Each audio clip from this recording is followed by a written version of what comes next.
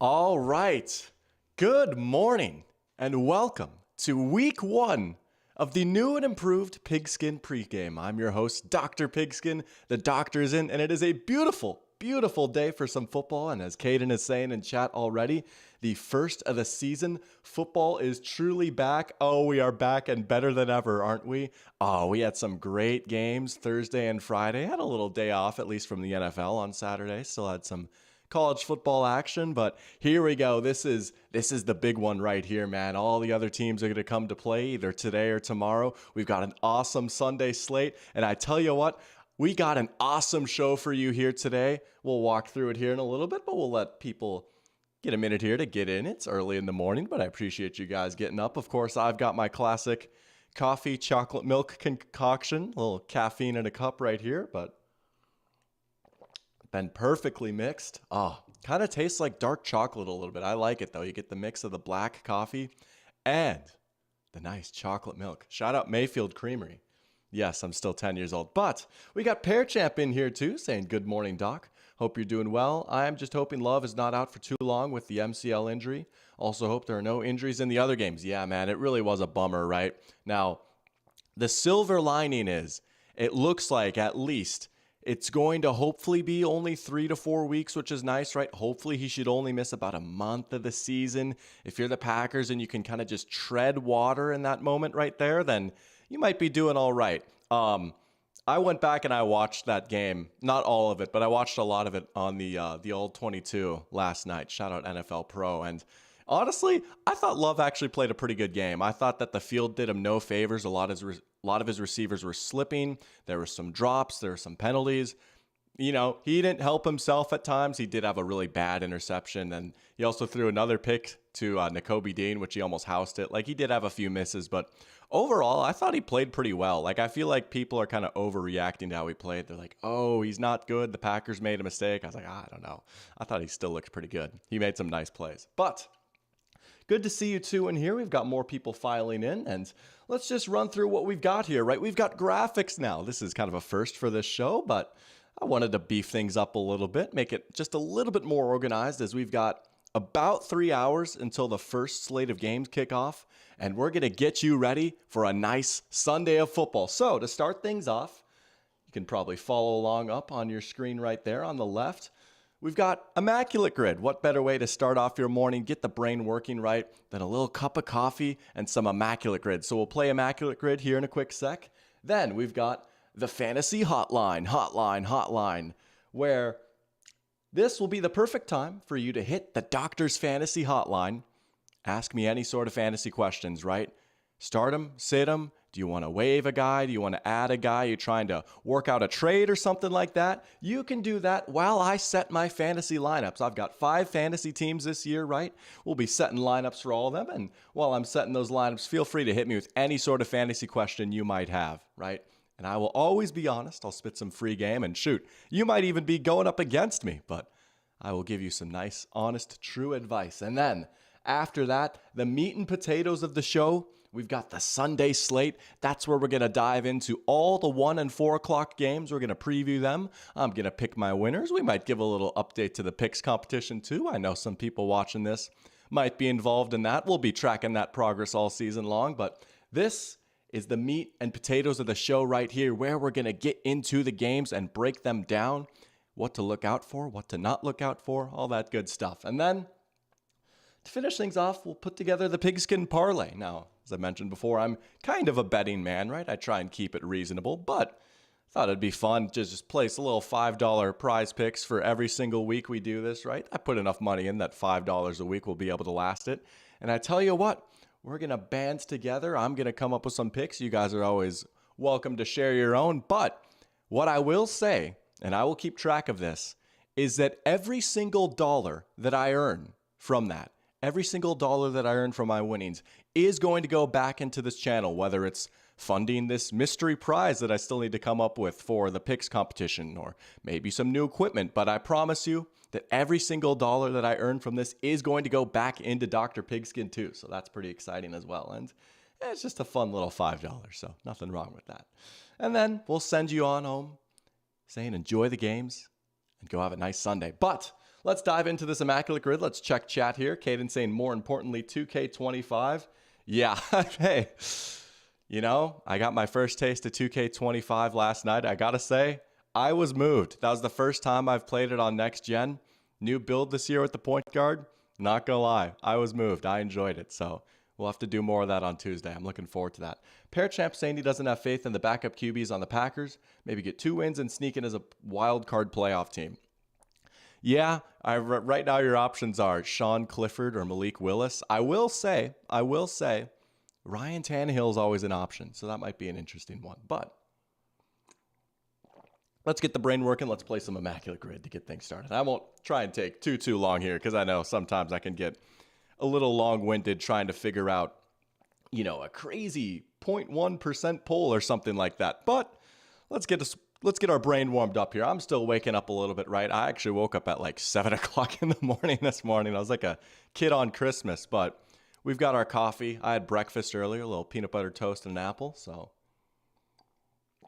we are going to warm our brain up. See, look, I'm like tripping over my words a little bit, but here we go. All right. So the combinations that we have a non-team square, 1,000-yard rushing season. Okay, so Jets, 49ers, Browns, Jets, Chargers, Jets, 49ers, Dolphins, Browns, Dolphins, Chargers, Dolphins, and then 1,000-yard rushing seasons for the Niners, the Browns, and the Chargers. All right. Off the rip, Jets, 49ers, this is a team with a lot of crossover, right? Robert Saleh, the former defensive coordinator of the 49ers. They also had one of their old offensive coordinators. I think Mike LaFleur was there for a little bit. So a lot of crossover between these two teams recently. Oh, I just thought of a crazy one. Okay, so the two that I'm thinking of right now are Solomon Thomas, right?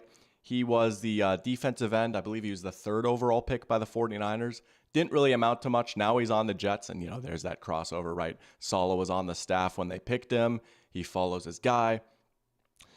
How about Ronnie Lott?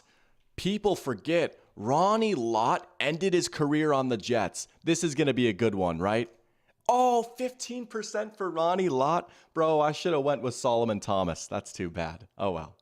We got Christine in here. Let's go. Welcome to the Pigskin pregame, Christine, saying, loving this setup. Thank you. I appreciate that. You know, this took me a few days to put together and had to play around on OBS a little bit, play around in Canva, but thank you. I'm glad you like it. It's a little bit more organized, right? Looks a little bit more professional. Excuse me. I've been coughing like crazy. Parachamp loves it too. Thank you. Thank you so much. All right. Jets, Browns. Immediately what comes to mind is Braylon Edwards, right? I feel like that's going to be a pretty high percentage one. We might roll with it. I'm trying to think of other guys between the Jets and the Browns. I mean, I'm trying to think if there's like a running back in there or something, maybe an offensive lineman. Jets and Browns. Or like a corner? I don't know. Like I could just totally picture like a corner or something. Braylon Edwards is the first one that comes to my mind, though. I might just roll with Braylon. We have to get our brain warmed up here. Maybe later in the season we can get some crazier polls. But we'll go with Braylon Edwards. That's another solid 15% right there. We'll live with that. All right. Jets, Chargers. First one that comes to mind, right? LaDainian Tomlinson. We can go a little bit deeper than that, though. We've also got Antonio Cromartie. Came over the same offseason back in 2010. LT was actually solid his first year with the Jets. I mean, it wasn't like crazy or anything. He was more of a complimentary back at that point. We also have Danny Woodhead. I might do Danny Woodhead. I feel like Danny Woodhead isn't really associated with the Jets, but he was famously cut by the Jets. 4% for Danny Woodhead. There we go. All right, we're starting to heat up a little bit. All right, 49ers, Dolphins. Another team with a lot of crossover, right? You've got Mike McDaniel coming over. He's brought some of his guys, right? You've got Trent Sherfield is the first one that comes to mind.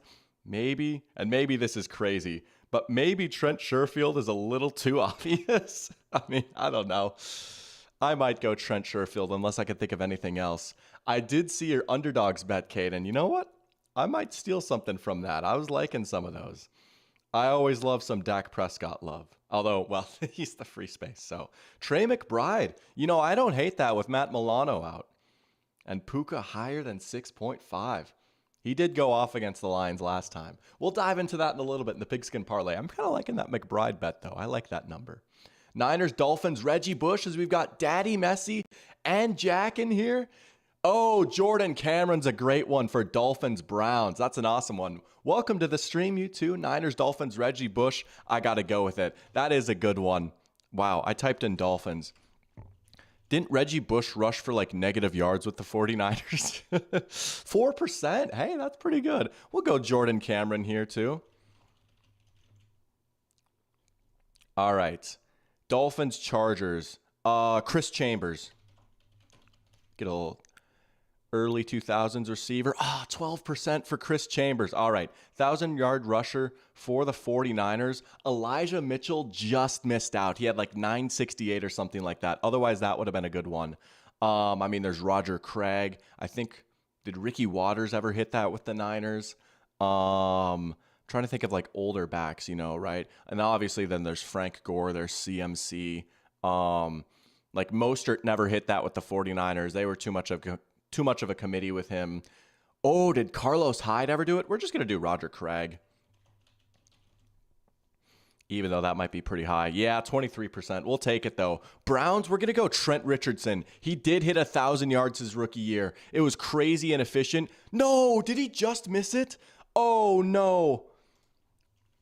I thought for sure he like just barely got 1,000 yards his rookie year. Because I remember people being like, oh, he was decent.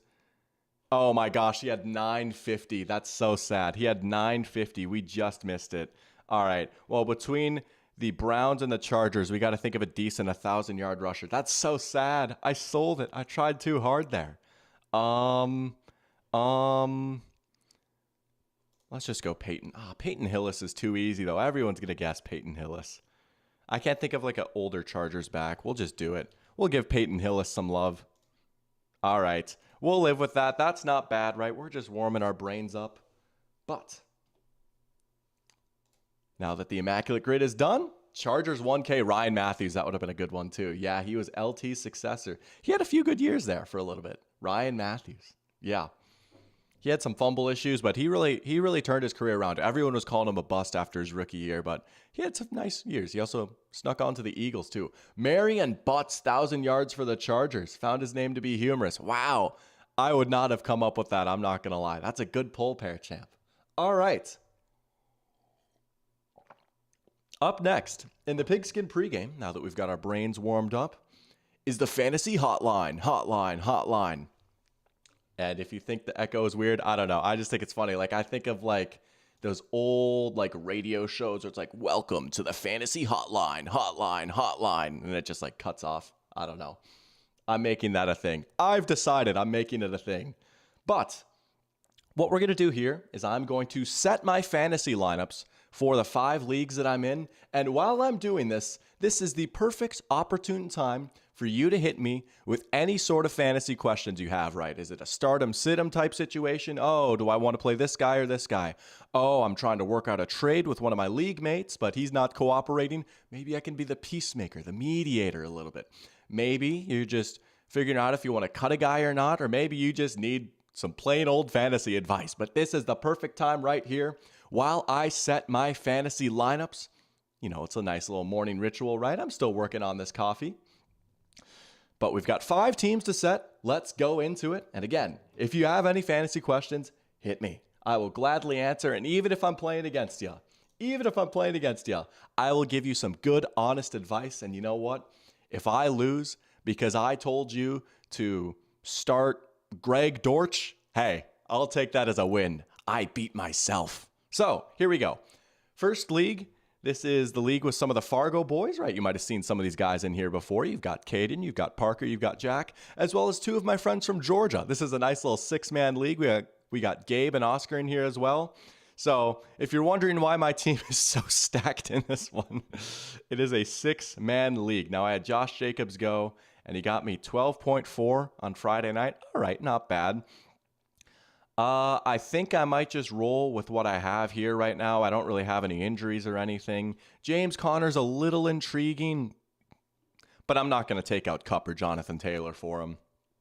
I think Josh is going to go off today against the Cardinals, and we'll talk about that in a little bit. But I'm excited to see how many points he puts up. We've got Marv and the Sun God and Cup at receiver. Oh, going to be a lot of receptions right there. Best kicker in the league.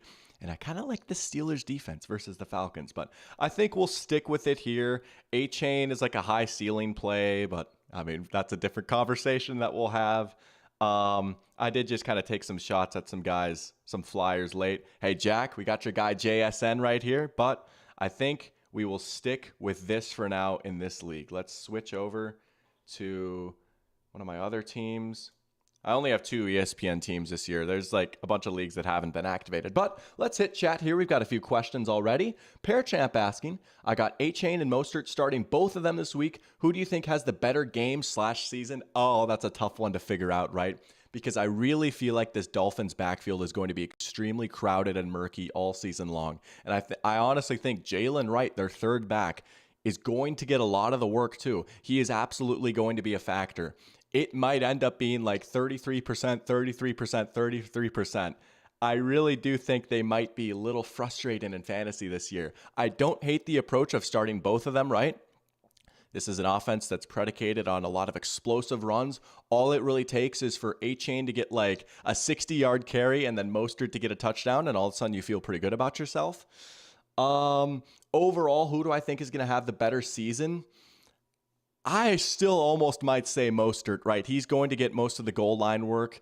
It's weird to say Raheem Mostert is the more durable of the two because he's had plenty of injury concerns, but A-Chain was banged up a lot last year. And I think overall, Mostert's skill set is a little more different from A-Chain and Jalen Wright. Like I feel like A-Chain and Jalen Wright are a little bit more similar, whereas Mostert, like he's probably going to just be the guy when they're close to the goal line. So I might say Mostert. I still feel like he'll score a decent amount of touchdowns this year. I know A-Chain's like 9 yards per carry is tempting, but I like Mostert in fantasy just a little bit more, I think. A-Chain does have the receiving upside, though. Jack is saying he's struggling with either starting Brock Bowers or just no tight end at all. I mean, bro, you got to start a tight end, right? Put Bowers in there. You know, he might not get off to a hot start, but there is the upside, right? He's another one of those guys. He doesn't necessarily need high volume. All he needs is like a sick 50-yard catch, and you feel pretty good about your tight end production. And he's got the ability after the catch to do that. And I feel like he's not going to be playing in line a lot. It is going to be a lot of him in the slot or like in the backfield even, right? Because they've got Michael Mayer there as well, and he's a more traditional tight end. So I would roll with Bowers. He's got the upside. Pearchamp also has Josh Allen and James Conner. And we got, and I apologize if I butcher your name here, Monopholopus. Oh, I'm so sorry, dude. That I butchered that so poorly. I'm so sorry. Saying Jonathan Taylor have a nice game against the Packers next week. Hey, I think he will too, right? The Packers run defense struggled a little bit. You know me. I love my Colts. I love me some Jonathan Taylor. Hey, I've got him in a few leagues. But welcome to the stream. Good to have you in here, even if I can't say your name correctly. Jack saying, I think Mostert is going to have the heavier workload to preserve A-Chain for the future. Oh, yeah, the Josh Jacobs approach, if you will. Absolutely, right? Get the little bit of a bigger back to take more of the hard hits. Yeah, I think so too. And he's saying, but isn't Mostert more likely to be affected by the weak interior offensive line of the Dolphins than A-Chain? That is fair. That is a very fair point, right? A-Chain is going to be almost exclusively out on the perimeter, but they do a lot of those perimeter runs with Mostert too. I mean, he does have great straight line speed. That is a fair point, though. If you want to consider that, Pearchamp, you totally could. That is an excellent point. Yeah, that offensive line in general, a rut-row, Raggy. Oh, all right. Anyways. Next league. This is Team Woodstock. This is kind of a couples league, I guess. Me and Christine are in this one, as well as some other friends, right? You might have seen James in here before. He's in this league, but I'm actually playing Christine in this league. She's Snoopy. I'm Woodstock. I had Mahomes, and I was saying, hey, this is the first time I've ever owned Patrick Mahomes in fantasy. And he was all right. I think he played he played a good real game of football, but in fantasy, it's like, 15 points. You're hoping for a little bit more, but we'll live with that. And then we had Jacobs, but A.J. Brown went off. He was a big one for me. So we're in decent shape. I'm a little scared about Jamar Chase. I don't know if I want to keep him in my lineup or not. I mean, I have up until kickoff to really monitor the situation, but there was the holdout. Now he's sick, apparently. So part of me wonders, do I put in one of these other receivers for him? I think I can hold the line a little bit and wait until they release the actual decision, because obviously I want Chase to play. He was my first round pick in this league. I'm so high on Jamar Chase this year if he can actually get out on the field, but we'll see. If I have to swap him out, I'm tempted to put in Brian Thomas with Jalen Ramsey limited and maybe even out for the Dolphins. Shakir's another interesting one, but I'm going to keep in Chase for now. I'm going to keep this one set. All right, those are the ESPN ones. Let's move over to Sleeper. We've got FC Dr. Pigskin. This is my dynasty team, and I tell you what, we are in shambles right now, actually. This is terrible, terrible, terrible news for FC Dr. Pigskin, what happened on Friday. So, this is a 12-man dynasty startup. This is our first year doing dynasty. I'm going up against Oscar this week. You guys might have seen him in here before, one of my best friends from college. And it's a 2-quarterback league for a 12-man league. So I went quarterback heavy, right? Because having a good quarterback is so important in a 2 QB league. I went back-to-back quarterbacks. I went Richardson and Love in the first and second round, right? Feeling great about my quarterbacks. Jordan Love is hurt now. And here's the problem. Here's the problem with that. Let's do some math here. There are 12 teams. Each team has 2 starting quarterbacks. That puts us at 24 starting quarterbacks in this fantasy league. How many starting quarterbacks are there in the NFL that actually play? 32. What is 32 minus 24? That's 8, which means that there are 8 actual NFL starting quarterbacks to go around for the benches of these 12 fantasy teams, which means that there are 4 fantasy teams that don't have an actual NFL starter on their bench, which means that next week when Jordan Love is out, all I have is Spencer Rattler, and he's not going to play. So I'm quite literally just out of luck. I just don't have another QB. And I think Oscar's in a similar situation too. I'm trying to see. Yeah, his backup is Justin Fields, although he might actually play. But to answer your question, Jack, Sam Howell, I think, is the top quarterback available on the waivers. And someone just picked up Ryan Tannehill yesterday in the morning before I could get him too. So if we go to waivers here, let's look at the quarterbacks available. Yeah. None of these dudes are playing. So I might be out of luck for a few weeks. And when I get on my bye weeks with them too, it's just going to be a tough scene. But that's what you get. I should have just been aggressive and got that third quarterback, I guess. So it's a bit of a tough break, but yeah. Unfortunately, Ryan Tannehill's already been picked up. I might get Josh Dobbs, though. Could you imagine the Pasternaut on the Packers?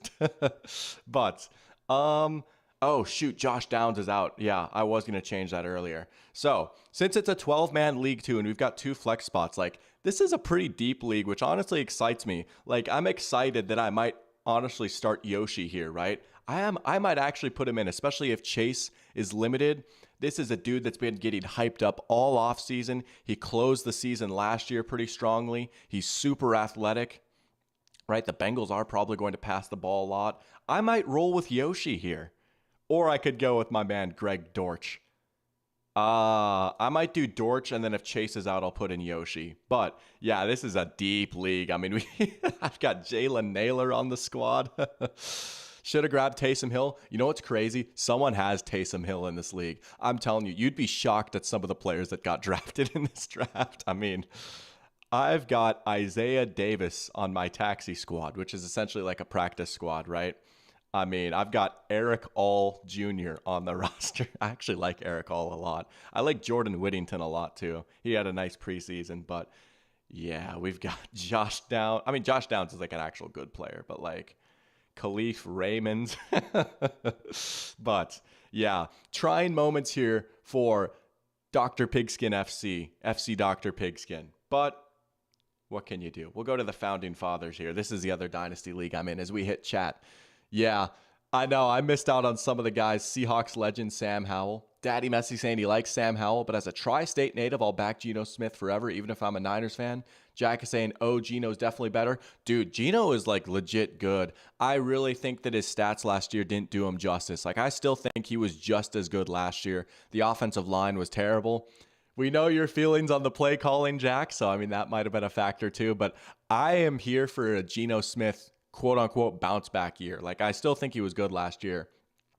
I think Geno Smith might have a fun season. He's a fun quarterback too. I love the way he throws the football. But all right, let's hit the founding fathers. This is the first ever Dynasty League I ever did. I believe this is year 3 of this one now. And I got to say, I had a rough year in this one last year, but I'm feeling pretty good about my team this year. I am. I'm going up against the defending champs in week 1. I got to say, I like my team this year. Shane. Oh, Parachamp. I'll hit your question here too. I completely missed that. Sorry about that. Saying, for the Bills, I know Dalton Kincaid has been hyped up as essentially their top receiver. Who do you think is the second best on the Bills? Coleman, Samuel, or Shakir? I think Shakir might be their top guy. I think he might lead that team in targets with how they kind of switched identities under Joe Brady, the offensive coordinator. It was a lot more short passes designed to get yards after the catch, and I feel like that's something we've said a lot here in these first 2 games on Friday and Thursday, right? It's a lot of short passes after the catch. Think about how many times Rashee Rice took a slant and then got like 20 more yards after the catch. Shakir is weirdly built for that role, but he's really good at it. Like, with his size and his build, you might not think of him as a speedy yak guy, but that's exactly what he is. And he had a great connection with Josh Allen. He had some great games down the stretch. He played pretty well in the postseason. I love Kincaid a lot, and I do think this is going to be a share the wealth offense. Like, I don't think there's going to be a Stephon Diggs type that gets like 120 catches, but I really like Khalil Shakir. There's a reason I got him in a lot of my leagues. So if he's available in any of your leagues, go get him. I think he's a really good player, and I think he could go for 1,000 yards this year. That's my take. If he gets an increase in targets, that could happen. Daddy Messi saying he's the play for fantasy today, whether it's daily fantasy or just flat out starting him. I mean, I'm in some like smaller leagues where I'm like, it's like an 8-team league and I'm like tempted to start him. So we'll see. But all right, let's set our lineup here. Oh, I need to put some guys on the taxi squad or cut some guys. Well, we can probably get rid of Jerick McKinnon because he's just no longer in the league. We can probably get rid of our defense because we don't carry defenses anymore. That was a big discussion this offseason. Oh, I need an actual kicker. Someone that's actually gonna. I've been asleep at the wheel in this one. Who else can we get rid of? Yeah, we don't have defenses, so we can drop. I don't know why I'm like still scared to drop them, but who knows? We could put some guys on the taxi squad. Tank Bigsby doesn't need to be on my. Oh. Taxi squad is full. I'm going to give up on Pierre Strong. I was hyped for him coming out of college. I'm going to call it with him. He never really caught on. Can I not move him to my taxi squad? Oh, well. We'll figure something out.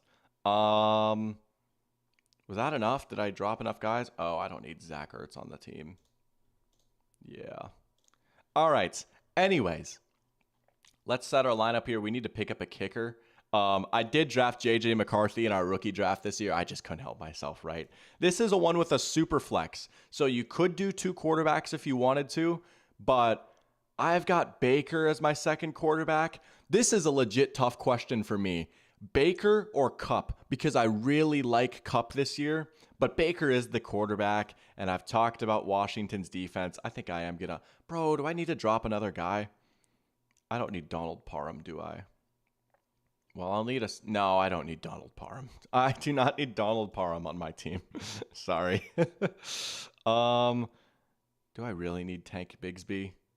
Oh, I was going to put in DeAndre Swift, too. I just traded for him. We can drop one more guy, right? Let's just drop the Ravens D. Oh, I can't drop them because they already played. Cool. I don't know what my roster count is at right now.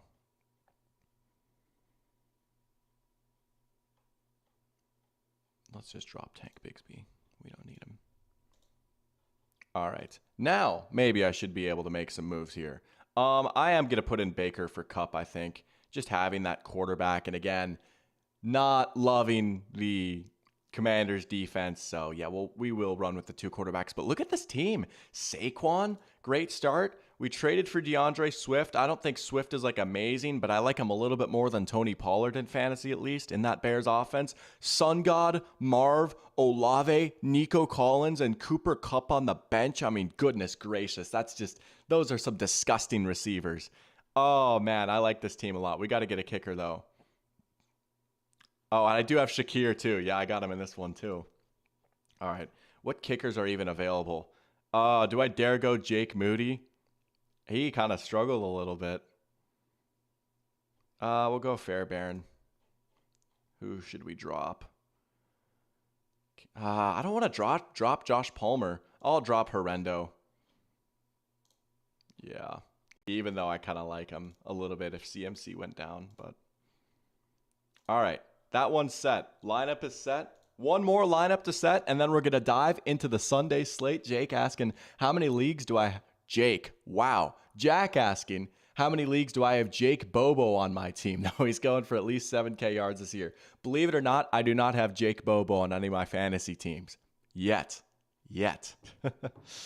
All right. Here's the last one, the Yahoo League with one of my best friends from Fargo growing up, Andrew Hansen, my next door neighbor. We've done this league for a long time. We've done this league since I was in 8th grade, I think. So it's been a while. I've been kind of nice in this league. I've been like the Patriots of this league a little bit, but we have a reputation to uphold here. And you know what? I like the start in this one too. Saquon again. Zay Flowers was all right. This is half-point PPR, so not a full point per reception. This is another one where you could flirt with the idea of starting Shakir. I am going to start Shakir in this one. I'll put him in over Calvin Ridley. I want to start him in at least one of my leagues. I'll put him in there. Yeah, I like the Browns defense, even if Dallas is pretty good. They might get some sacks against that offensive line. Yeah, I like this team a lot. Kyler Murray, Sam Laporta. Oh, Nico. I have a lot of Nico Collins, but yeah, we'll rock and roll with that. All right. There you go. That was the Fantasy Hotline. Now we're going to dive into the Sunday slate. Here we go. This is what we've been waiting for, right? Now is the time to break down all of the games for Sunday today. And I'll save the Sunday night football game for later because I think we're going to go live for that one. So I'll say my piece on that game once Sunday night rolls around. Like, I'm just so fired up for that one. I think we got to go live, right? And I want to go live tomorrow too. I will say I am definitely not going to be doing this, like going live for every single primetime game every single week, right? Like, I'm going to give myself some breaks at sometimes, but I'm going to try and go live for at least one primetime game every week. Maybe a few, we'll see what the matchups are, but like Bengals, Giants, Sunday Night Football, like week 5 or whatever, like I might sit that one out. I might just watch that one on my couch, but we'll see. All right, though. We've got the Sunday slate. I can't remember how many games there are today. I'm not going to do the math. But we've got a great 1 o'clock window. We've got a great 4 o'clock window. We've got some enticing matchups. And again, it feels like Christmas morning, right? So much hope and potential in the air. Who's going to be good? Who's not going to be good? Every single team has a pulse right now. And I tell you what, I am fired up for this. So let's switch on over and dive in to the Sunday slate. We're going to make our picks. I tell you what, speaking of picks, let's actually do this real quick. Let's take a look at the picks competition and get a little update on that. I am 1-1. I switched up. I picked the Packers at the last second. After saying in my season preview stream that the Eagles were going to win, I switched up and it came back to bite me. Womp womp. Oh, but let's take a look at who's doing well so far. We have a nice turnout out here, and I bet you, if you still might be able to join, if you haven't joined yet, you'll be 2 games behind the 8 ball, but hey, it's a long season, right? It's 17 weeks of this. 2 games ain't the end of the world, right? If you have not joined yet, I believe, don't quote me, but you still might have the chance to join. You can either go into my community post, or I can just copy the link and put it in chat right here. And again, we are playing for a prize here. The winner at the end of the season will get a prize yet to be determined, but it will be funded by funds from the Pigskin Parlay and maybe my own pocket a little bit. Well, I mean, the Pigskin Parlay is coming from my own pocket too, but we'll be playing for a prize season long. Just join in on the fun. We've got a nice group of 20 people so far.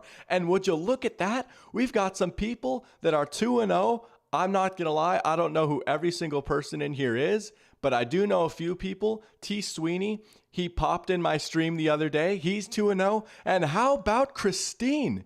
Up on top of the leaderboard right now, Christine is 2-0. Miss Pigskin herself starting off hot. How about it?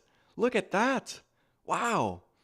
Got some people down at 0-2. Someone hasn't made their picks yet, but man, we've got a great group right here. Oh, this is going to be fun to keep track of all season long. Daddy Messi picking mostly upsets this week. Record is going to be top or bottom. Hey, I've got a lot of upsets too, as we're going to dive into that in a little bit. And you know what? I see Jack's comment. Let's just address the elephant in the room. Let's preview our first game of the year. It starts with my beloved Minnesota Vikings. Skol, come on, baby. Vikings football is back.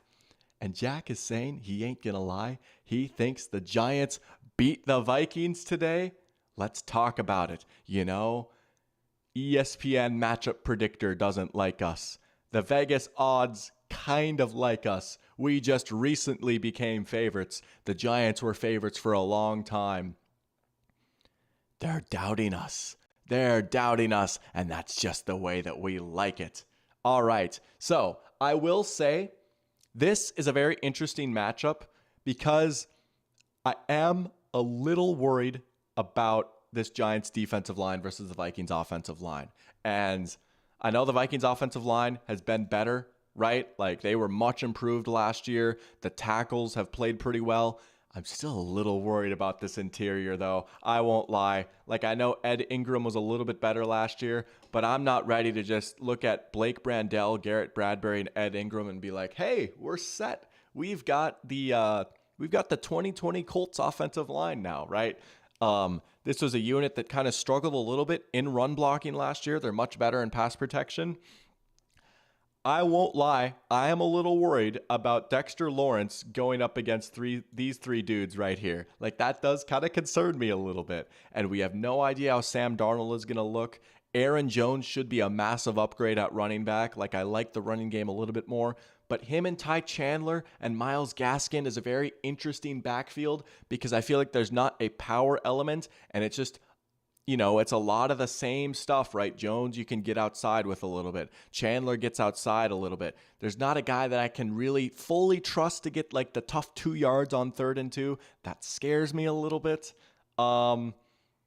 TJ Hawkinson being out is obviously a big deal too, right? I mean, he's one of the safety valves of this offense. He gets open so well. KOC does a great job of scheming him open. I like Josh Oliver a lot. I think he's one of the better tight end twos in the league. He's not TJ Hawkinson though. I feel like that is going to be a factor, right? And this Giants defensive line, right? This is what they really invested a lot into. Boogie Basham, I had no idea Boogie Basham was on the Giants. That's crazy. But Dexter Lawrence, Brian Burns as well. Where's Kayvon? Oh, there he is. Kayvon, right? He's got a lot of talent. He's been a little up and down, but battle in the trenches, that does worry me a little bit. As Daddy Messi is saying, Brian Burns gets Sam Darnold to the ground, and Devin Singletary punches in at least 1 for 6. Daddy Messi thinks the Giants win in MetLife too. Pearchamp is saying he trusts Sam Darnold over Danny Dimes. Oh, that's a wild statement, but I might be with you. We're about to see though, right? I mean, this is it for Sam Darnold. Like, if Sam Darnold is going to be a thing, if the Sam Darnold hive is going to be vindicated, this is the team where he's going to do it at. But here's what I'll say. I'm not going to lie. I have to pick the Vikings week 1, right? Like, I really do think the Vikings are the better team. It is in MetLife. And I will say, I really hope we win this game. Because if you look ahead at our schedule, like, next few weeks, man, it gets real tough. And so, like, to start out 1-0 would be so nice. I know it's easy for me to say with the purple jersey on, but I really do think we are the better team. I don't know if you guys saw this, but someone asked Ivan Pace about the matchup with the Giants, like, yesterday, I think. And he just kind of smiled and he's like, oh, we about to go crazy. You know what? I think he might be right. Because if you want to talk about a battle in the trenches, let's have the Giants offensive line conversation. This has not been a good unit for a few years now. And Daniel Jones was like the second most sacked, not Daniel Jones, but like Daniel Jones and Tommy DeVito, that was like the second most sack quarterback pairing in the league last year. Like, I think only the Commanders gave up more sacks than the Giants. Like, Andrew Thomas is pretty good, but outside of that, there's just a lot of question marks. They bring in John Runyon, who's all right, but like, man, I might think that Ivan Pace is kind of onto something and who says we about to go crazy with Daniel Jones, a subpar quarterback behind a poor offensive line. Malik Neighbors is an intriguing talent, and I think that he'll improve this receiver group a lot, but I don't think it's quite enough. Like, I just don't think that this Giants offense is still very good. The defense is not bad. I will give you that. I think this could be a bit of a lower scoring game. Like, I could see this game being like low 20s to low teen or to high teens or something like that. Like, I could see like a 23-20 or 23-17 final score or something like that. I don't think that the Vikings offense is going to go crazy necessarily, but I do think that this Vikings defense might go crazy. And Krempy, welcome to the stream, saying Van Roten was 5th out of guards PFF grades last year. All right, fair point. I actually didn't know that, right? I didn't have much of a Greg Van Roten take, but I will say, I mean, come on. This Giants offensive line was not very good last year. Maybe they're a little bit better this year after bringing in some new guys, but I don't know. I think some people are maybe underestimating this Vikings defense a little bit. The interior is not great. I will give you that. Like, Harrison Phillips is a pretty good player, but he's just maybe a little small to be a pure nose. And then Tillery and Bullard, I don't love. But Jonathan Grenard, Andrew Van Ginkel, who I'm rocking the jersey for today, Dallas Turner, and then you've got Ivan Pace, Blake Cashman, Brian Flores scheming up blitzes. You've got that insane safety trio. They bring in Stephon Gilmore. Wow, I completely blanked on his name, right? Byron Murphy's a solid nickel corner. Like, this Vikings defense was honestly fairly good last year. They were a little up and down, but I think year 2 with Flores, they brought in some reinforcements. I think this Vikings defense can win them this game. I do think that it might be a bit closer, but I'm going to go the Vikings. Easy for me to say. You know, I'm going to say Vikings 21, Giants 17. Like, I really do think this might be a bit of a slower, low-scoring game. I don't think that Sam Darnold is going to go off or anything. I think he'll be all right. He might have like an interception in there. Jefferson versus Deontay Banks is a pretty fun matchup. I liked Banks' rookie season a fair amount, so that is good. They will miss TJ though. So, but I picked the Vikings. Right? I'm going to say, was it 21-17? Is that what I said? I'm going to stick with that. I don't know if the under would hit or whatever. We don't need to focus on that too much. But Kreppy saying he knows they suck. He's a Giants fan from Saquon's hometown. Watching last night gave me night tremors. Oh, I feel so bad for the Giants fan base having to watch Saquon do that with the Eagles. Man. And like, I don't know if you watched the off-season Hard Knocks with the Giants too, but like apparently that was a big thing. So yeah, I feel for you, man. Like, Giants have been honestly a very tortured fan base ever since that Super Bowl in 2011. Like, it's been a lot of heartbreak and tough seasons. So I definitely can empathize with that. Seeing the 3 TDs hurt, yeah. And McKinney had a pick, yeah. I didn't even think about that. Yeah. Draft a fresh running back next year in rounds 2 to 3. I mean, that is a way that you can kind of like churn them out, right? And if the offensive line does improve, that will mitigate some of it, right? Saquon was obviously a great player last year, but it was kind of tough sledding a little bit. So if the offensive line is better, maybe Devin Singletary can be similar enough. Caden, the Packers fan, is saying, unfortunately, he's with me. Hey, Skull, we're going to win, hopefully, at least a few games. I don't have crazy high expectations for the Vikings this year. Like, realistically, we're probably like a 7-win team again. But I just want to see growth. I want to see the defense improve. And that's really about it. Like, we can't even say, oh, I want to see JJ look good, like JJ McCarthy. Like, I want to see the defense look good, and I want to see Justin Jefferson get a lot of receiving yards. That's what I want from this year, really. All right, next game. Oh, this is a fun one. Steelers and Falcons. Arthur Smith back in Atlanta. Some of my Falcons fan friends are freaking fired up for this one. I am too. I'm going to have my eyes on this. Oh, man. Low key. I picked the Steelers to win this game. I picked the Steelers to win this game. I think this could be another kind of ugly rock fight, another one of those low-scoring games. I think that's what Pittsburgh is going to do this year. Pittsburgh is going to be so annoying to play against. I just think, man, you just heard me gas up the Vikings defense. Dude, this Pittsburgh defense is better. Their defense is honestly kind of crazy. Look at this front. Look at this front. Larry Ogunjobi, Keanu Benton, and Cam Hayward up the middle. All three of those are just legit dudes. Those are the down linemen that are going to put their hands in the dirt, right? Going up against the interior of the Falcons' offensive line. And that's kind of what Kirk struggles with, right? I said this at this exact time here last year, right? If you get pressure on Kirk a little bit, he struggles, especially up the middle. I know the Falcons' offensive line has some talent. I think they're a little bit better in run blocking than they are in pass protection. This is Kirk's first game back from an Achilles injury. He's 36 years old. I do think Kirk is going to be pretty good this year. And I do think the Falcons are going to be pretty good this year. But I don't think this is the greatest matchup for them week one. I really don't, right? And then, yeah, I mean, like Krempy was saying, TJ Watt coming off the edge, Alex Highsmith coming off the other edge. That's just a disgusting front right there. And then they bring in Patrick Queen, which I'm curious to see how Pittsburgh uses him compared to how the Ravens kind of used him as like a blitzer only pretty much. But I mean, that is just a gross front seven right there. That's one of the best front sevens in the league. And I just think, man, like if you can kind of batter Kirk around a little bit, and if they can stay strong against the run, they can turn this into an ugly rock fight of a game. Check chat here. Don't get it twisted, though. Romeo Dobbs, oh, this dude, he's not going to give it up. He's running the Romeo Dobbs better than Justin Jefferson gimmick in year 2024 as well. I respect it. I respect it. And Jack saying Jake Bobo over everyone else. No, you know what? Tristan Jackson over Jerry Rice. Daddy Messi saying this is the Falcons game to lose. I think if they lose, it will be Cousins and the offensive line miscues that cause turnovers. I could see it, right? Like sometimes you just get one of those Kirk games where he gets in trouble a little bit with some pressure and maybe he has a bad fumble or he forces one. Like I will say, as Crimpy says, Orleans Darkwell. That's an awesome pull right there. Orleans Darkwell. Let's go.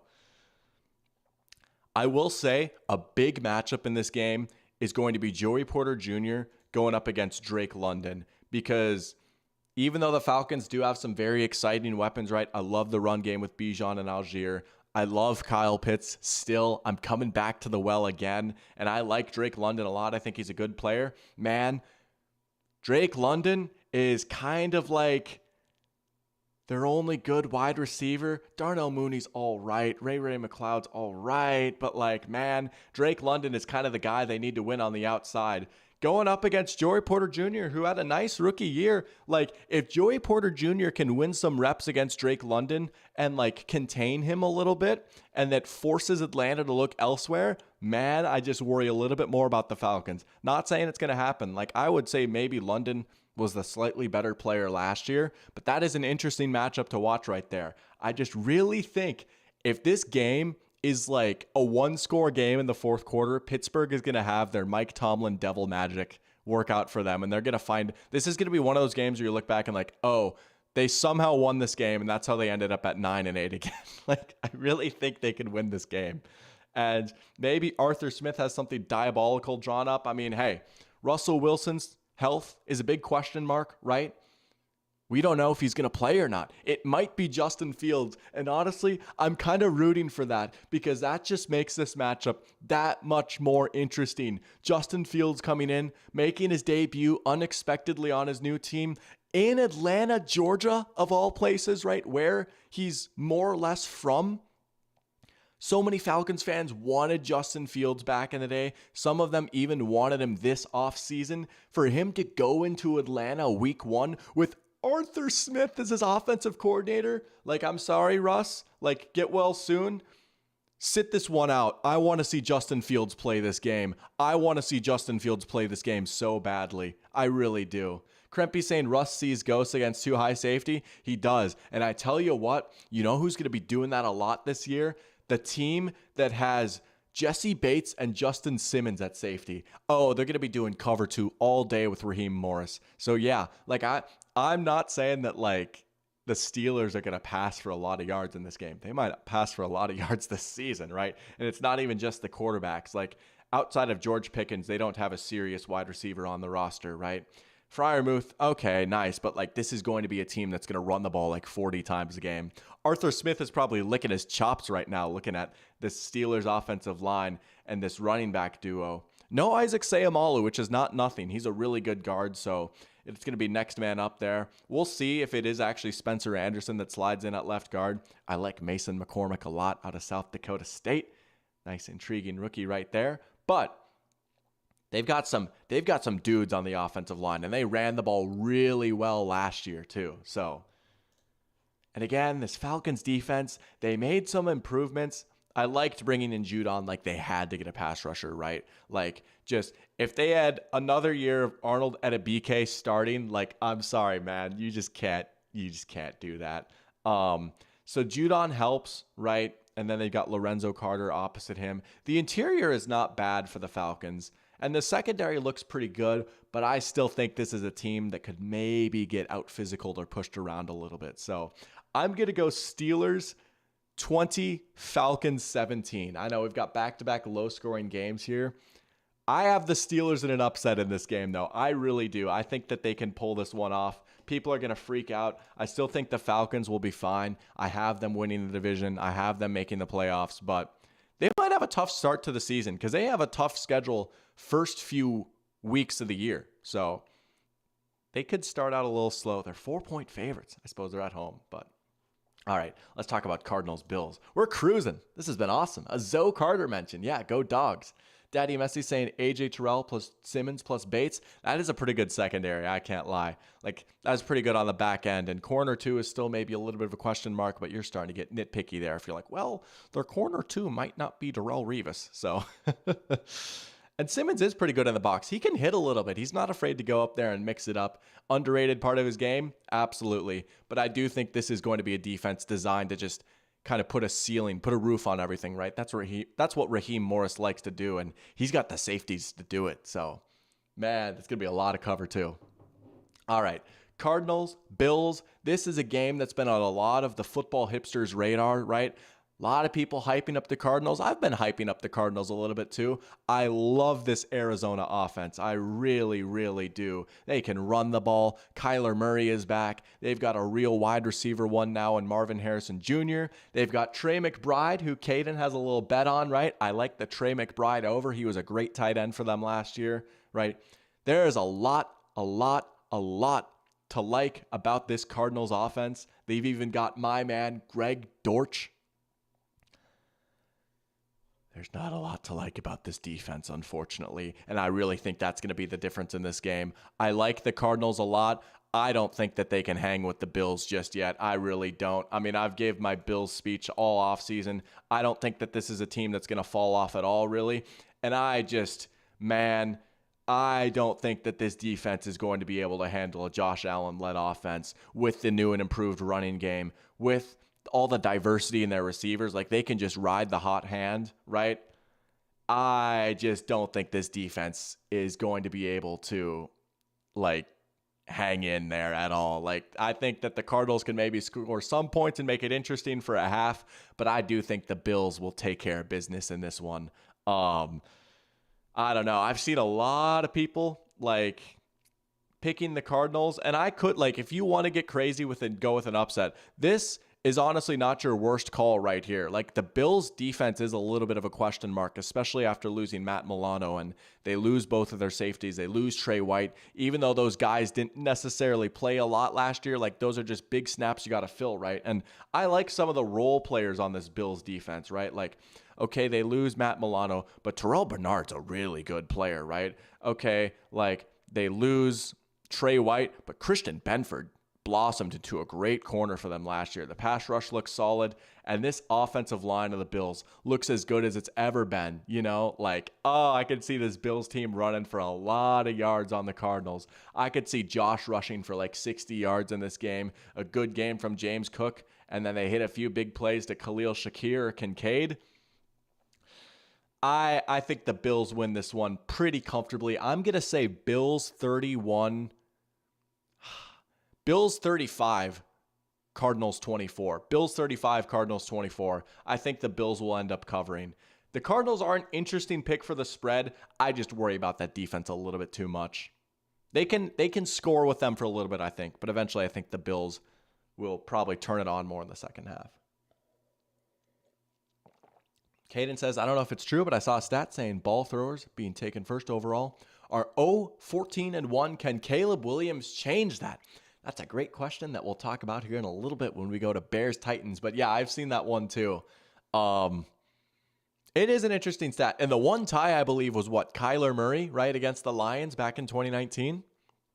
Speaking of the Cardinals and Kyler Murray, right? I do remember seeing that, though. I believe you've actually told me about that stat before, too. Well, would you look at that? Serendipitous timing. Our next game is Titans-Bears. Oh, you must have planned that. I love it. Way to set me up right there. That's a good host right there. Maybe you should be the host, not me. Krempy saying Revis played my high school in the state chip in 2000. He scored in every way possible. That's so sick. Really? That's so, I feel like we've had some cool connections with people on this channel. Like I know Laywell had that connection to the Cardinals player in the Super Bowl. That's so cool though. That's awesome. Darrelle Revis in high school. I bet he was crazy. Those Giants unis are so bad. In 1925, you know what? I respect it. They're bold and loud, and they kind of remind me of the Steelers Bumblebee uniforms. They're a little bit different. Jack saying 2025 called, and is begging to keep them 100 years in the past. You know what? It's loud and proud and bold. Let's see it week 1. Man, if we lose to the Giants in those unis, I'd be a little sad. I mean, I'd be sad no matter what the Giants are wearing if we lose, but I will be sad if the Vikings lose. That's my take. Daddy Messi saying, if the Titans still had Vrabel, I'd take them. But since it's a new coaching staff, Bears. Yeah, I feel like Brian Callahan being the new coach of the Titans has really kind of flown under the radar a little bit. I feel like he's been the least talked about hire. But like I said last week, I think this could be a sneaky, interesting hire depending on how things look, right? I thought, well, we'll see who gets all the credit, right? We're going to learn a lot about the Titans and the Bengals early on in the season. But when Joe Burrow went down last year, the Bengals really kind of changed their offense up a little bit. They made it a little bit easier. It was a little bit more play action, more motion incorporated, right? Stuff that they were just not doing with Burrow because Burrow doesn't really like that stuff. But I thought they did a good job making life easy for Jake Browning. And if you watched my previous video, like Browning at about half a season put up some really, really good numbers. The Bengals offense was still really good without Joe Burrow last year. And I think that we'll see who gets the credit between like Zach Taylor and Brian Callahan. But it is interesting, like, you know, if you're the Titans, you see that happen, you're like, hey, let's get Brian Callahan on the phone. I did like Vrabel a lot as a head coach. And I think it's a little unfair that he got fired. I honestly thought he did a pretty good job. And it's not his fault that the Titans just traded away like maybe their best player on draft night without even like asking Mike Vrabel. Like that was just so stupid, right? But, you know, they'd been in a tough spot for a while, so I get like they just wanted to move on. They wanted an offensive guy, right? If you're the Titans, you just want to see what you have in Will Levis, and I think they've done a decent job of putting him in a decent spot. Like this is an all right environment. Hey, Tyler Boyd, speaking of those coaching staff connections, right? Tyler Boyd follows Brian Callahan to Tennessee. How about that, huh, right? Like I said last week, sick wide receiver room in like 2018, 2019, right? Just a disgusting wide receiver room. Maybe not quite as good now, but it's all right. And I like Calvin Ridley a lot still. I still think he can be a pretty good player this year. The offensive line is something I've been hyping up for a while. And the defense all of a sudden looks kind of interesting now. After they bring in L'Jarius Sneed, they get Ernest Jones, right? Like they've got some decent players on there now. They're going up against the Bears, right? I mean, I've given my Bears speech. I feel like I'm like kind of rehashing what I said last week. I do think the Bears are still going to win this game, though. They just have so much firepower on offense. I do think Caleb Williams is going to snap that streak, as Caden was asking earlier. I do. I think that he can get this one done here today. I mean, just look at this offense, right? Even though the Titans' defense has been improved, there's just too many dudes to keep a track of. And I know Keenan Allen is questionable, but even if he doesn't play, DJ Moore and Rome Odunze is going to be a very, very big handful for this defense. The offensive line is young and developing. I thought they had an all right year last year. It is an interesting matchup versus this Titans defensive line where you kind of forget like big Jeffrey Simmons is still there and he's still an awesome player, but they don't quite have a dude off the edge, you know, like, okay, Harold Landry is pretty good, but they don't have a Montez Sweat. And Montez Sweat maybe isn't like a dude, like he's not like a Myles Garrett tier player, but he was great for the Bears last year, and he's going to be a big test for this new look Titans offensive line. It's going to be either J.C. Latham, the rookie, or Nicholas Petit-Frere going up against Montez Sweat. And with Will Levis, you know, he kind of took some sacks last year. He held on to the ball a little bit. He did force some things. This Bears defense is kind of stingy. They can get some takeaways, right? Jalen Johnson's a great corner. They bring in some other guys on the secondary, right? They have Kevin Byard. That's crazy. Kevin Byard revenge game. Tyreek Stevenson, Kyler Gordon, good young pieces, right? This is a defense that might not be quite like the 85 Bears, but they could be a pretty good unit as well. And they played well down the stretch last year. I am going to go with the Bears in this one. It's in Chicago too. I will say Bears 28, Titans 20. A lot of close games so far. Close-ish games, right? 8-point Bears win. Bears 28, Titans 20. Shoot. Ruh-roh. Let's just do that. Then go back. There we go. All right. Patriots, Bengals. I feel like this is the most popular survivor pick of the week so far, right? Hey, guess what though? The NFL Cinderella story takes the field for the New England Patriots. Drake May who? Jacoby Brissett time. Let's go, baby. Jacoby Brissett. Unfortunately, I'm still a little sad he went to the Patriots and not one of the 3 teams I mentioned in my video, right? Because I'm already kind of making some excuses, but no way. Was he seriously? No, he wasn't. Are you serious, Caden? No way. Hold on. Are you kidding me? Was Tyreek Hill just detained? There's no way. While driving to the stadium, I'm checking Twitter. No way. Are you serious? Oh, he's since been released. Okay, so Ian Rappaport just tweeted literally a minute ago at 11:01 a.m. From the Dolphins this morning, Tyreek Hill was pulled over for a traffic incident about 1 block from the stadium and briefly detained by police. He has since been released. Several teammates saw the incident and stopped to offer support. Tyreek and all other players involved have safely arrived to the stadium and will be available for today's game. Well, he's going to play. That's crazy. Maybe there's some other stuff that the police could get involved with Tyreek Hill too, but that's a different conversation. He is going to play today though. That is absolutely insane. Wow. All right. Sorry. We had to pause there for some breaking news. That's crazy though. Man, he got detained on the way to the stadium, but he is going to play. Jaguars by 1 million still though. The Dolphins gimmick. I'm not a hater. I truly promise. Well, maybe I don't like Tyreek Hill a little bit, but I don't hate the Dolphins organization, and I like Mike McDaniel. Could you imagine if he didn't play though? Could you imagine if he was out for the game? Man. Daddy Messi saying he'll never forget Brady's last game as a Patriot. Vrabel is haggling Belichick for seconds on a punt late in the 4th. I might have something about that in my next video. That was so funny. That was an awesome moment. Brady threw a pick to not make the playoffs and dip to a stacked Tampa Bay. Kind of, yeah, that's a way to put it. Imagine if he got pulled over for routine traffic stop and it'd make the news. I'd hate to be a star. Oh, yeah, I mean, could you imagine, right? Like Krempy pulled over. That's crazy. All right, Patriots, Bengals, here we go. I do like Brissett enough. The excuses are already rolling in. I mean, let's be real, right? I'm not even going to kid myself. It's not that Brissett beat out Drake May and he's that good and maybe they should cut Drake May and play Brissett instead. Obviously, that's not the case, right? Jacoby Brissett is the bridge quarterback. He's the sacrificial lamb. And the reason he is this offensive line and these wide receivers are pretty bad. I mean, Yeah, this is one of the worst offensive ecosystems in the entire NFL. And they bring in Alex Van Pelt, new offensive coordinator, who Brissett was with in Cleveland for a little bit too, if I'm not mistaken.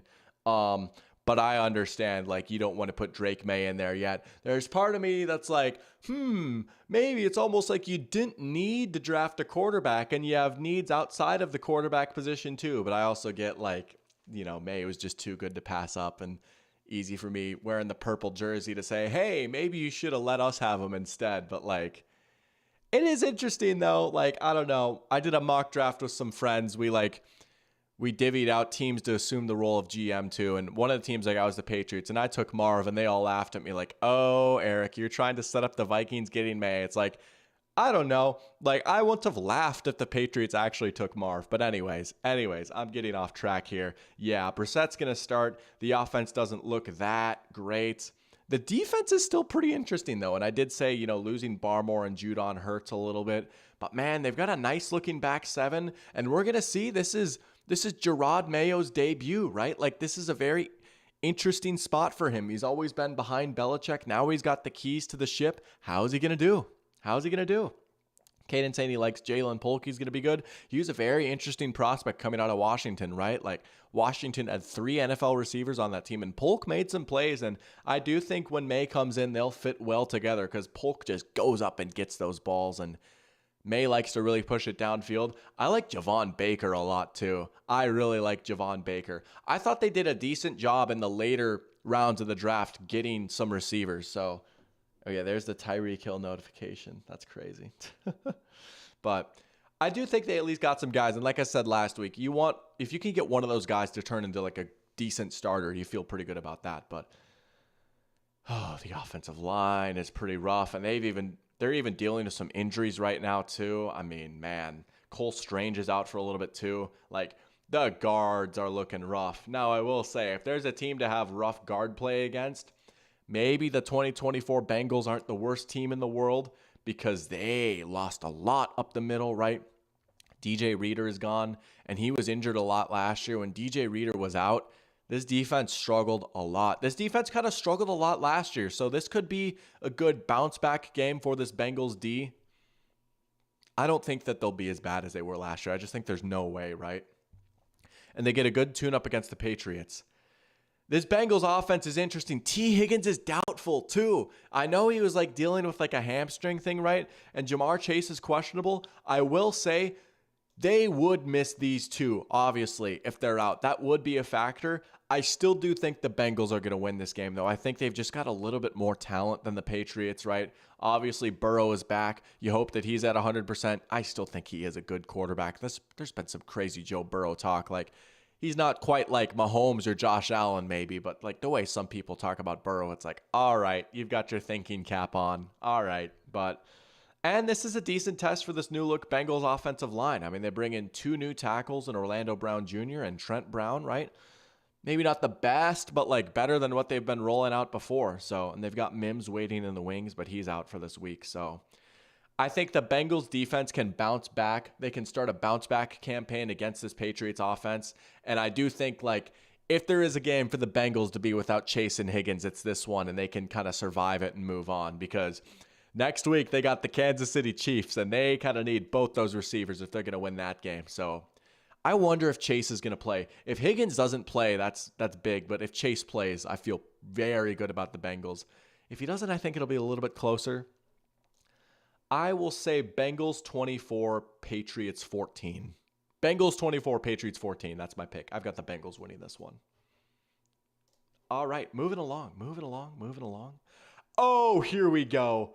Oh, all due respect to my beloved Minnesota Vikings, I think this is the most exciting game of the 1 o'clock window right here. This is an absolute banger of a matchup week 1. Obviously, they were never going to do it, but if they made this the Sunday night game week 1, I would have not complained one bit. This is a beautiful matchup between the Houston Texans And your team of Dr. Pigskin, the Indianapolis Colts, the team of Dr. Pigskin 2024. This is our Colts. This is our team. We bleed blue. Let's go Colts. Come on, baby. This is the team we're bandwagoning to. Let's go blue. The horseshoe. It's in Indianapolis too. And you know what? There's been a lot of talk about the Texans offseason, right? And I like the Texans a lot. They're a very good-looking team. I like Stroud. I like the receivers. I like D'Amico. I like their pass rushers, right? But the Colts were right there behind them pretty much all of last year, whether it was the standings, whether it was EPA, whether it was the actual games they played in which they split last year. And you know what? To open up maybe the most exciting Houston Texans season ever, I'm taking the Colts in this game. I am taking the Indianapolis Colts. I know they don't have Josh Downs, but I think this offense is going to give this Texans defense some problems. A Texans defense that has kind of lost a lot. Like, you look at like up the middle in particular, right? They lose both of their starting defensive tackles to free agency. And then Danico Autry, the guy that they brought in to replace, suspended 6 games. He's not going to play. All of a sudden, going up against this Colts offense with a sick offensive line, Shane Steichen and Jonathan Taylor, the same grouping that went for 188 yards against the Texans just last season, right? In a game that they nearly won. I just think, I know Richardson was up and down in the preseason, but I still liked what I saw. Downs is out, but this running game is going to be so good, right? Then they lose Blake Cashman. Christian Harris is hurt too, so they're down 2 of their linebackers from last year as well. I do like the Azeez Al-Shaair pickup, but it's Jake Hansen and Henry To'oTo'o besides that. I mean, man, this is a team that's really weak up the middle right now. Shane Steichen's got to be licking his lips looking at that, right? The Colts can come out early and establish the run. I could see another big game on the ground. A big matchup to watch, obviously, is going to be Stingley versus Michael Pittman Jr., right? That's their number 1 versus their number 1. I like Stingley a lot. I hyped him up as a Defensive Player of the Year dark horse. Absolutely, right? And losing Downs hurts, I will say. That hurts the Colts a lot, having that third option. A lot of it is going to be on A.D. Mitchell now. Can A.D. Mitchell win versus rookie Kamari Lassiter? We got some rookie-on-rookie ball, right? Because, like I said last year, this Texans defense is great. They did struggle against some passing offenses, and they gave up the 7th most explosive passing plays in the NFL, right? Outside of Stingley, it's not quite as solid. And Lassiter is the only guy they really brought in.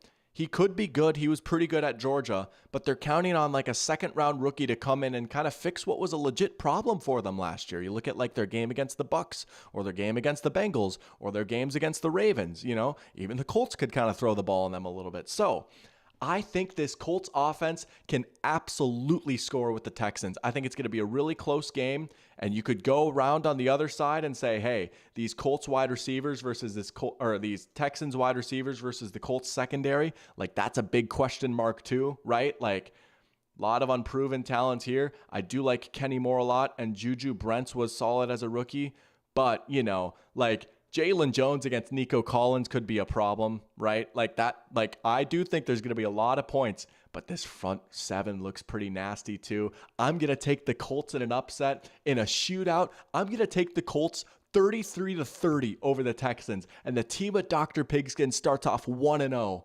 That's one of my big upsets for the week. Colts over Texans in a barn burner. I'm excited for that one. Gabe in the stream. Welcome to the stream, Gabe. Good to have you in here. Saying favorite Elton John song. It's got to be Rocket Man, right? I mean, that's just a classic. Although Crocodile Rock is pretty good too. I'm not going to lie. Those are the only 2 ones I know, though. I don't really know any ones besides that. But those are probably my 2 favorites right there. Mono. I'm just going to call you Mono. I'm sorry, dude. Like, Mono. I don't know why I'm struggling so badly. I'm so sorry. Mono says, the Colts are always right there. They've been bridesmaids for a decade. Yeah, I mean, I get that, right? They had Andrew Luck, but that was during the Peyton Brady days. And even during Peyton, it was the Brady days. They have been right there.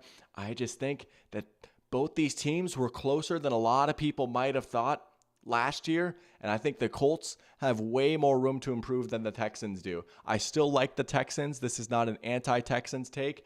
I am buying the Colts hype.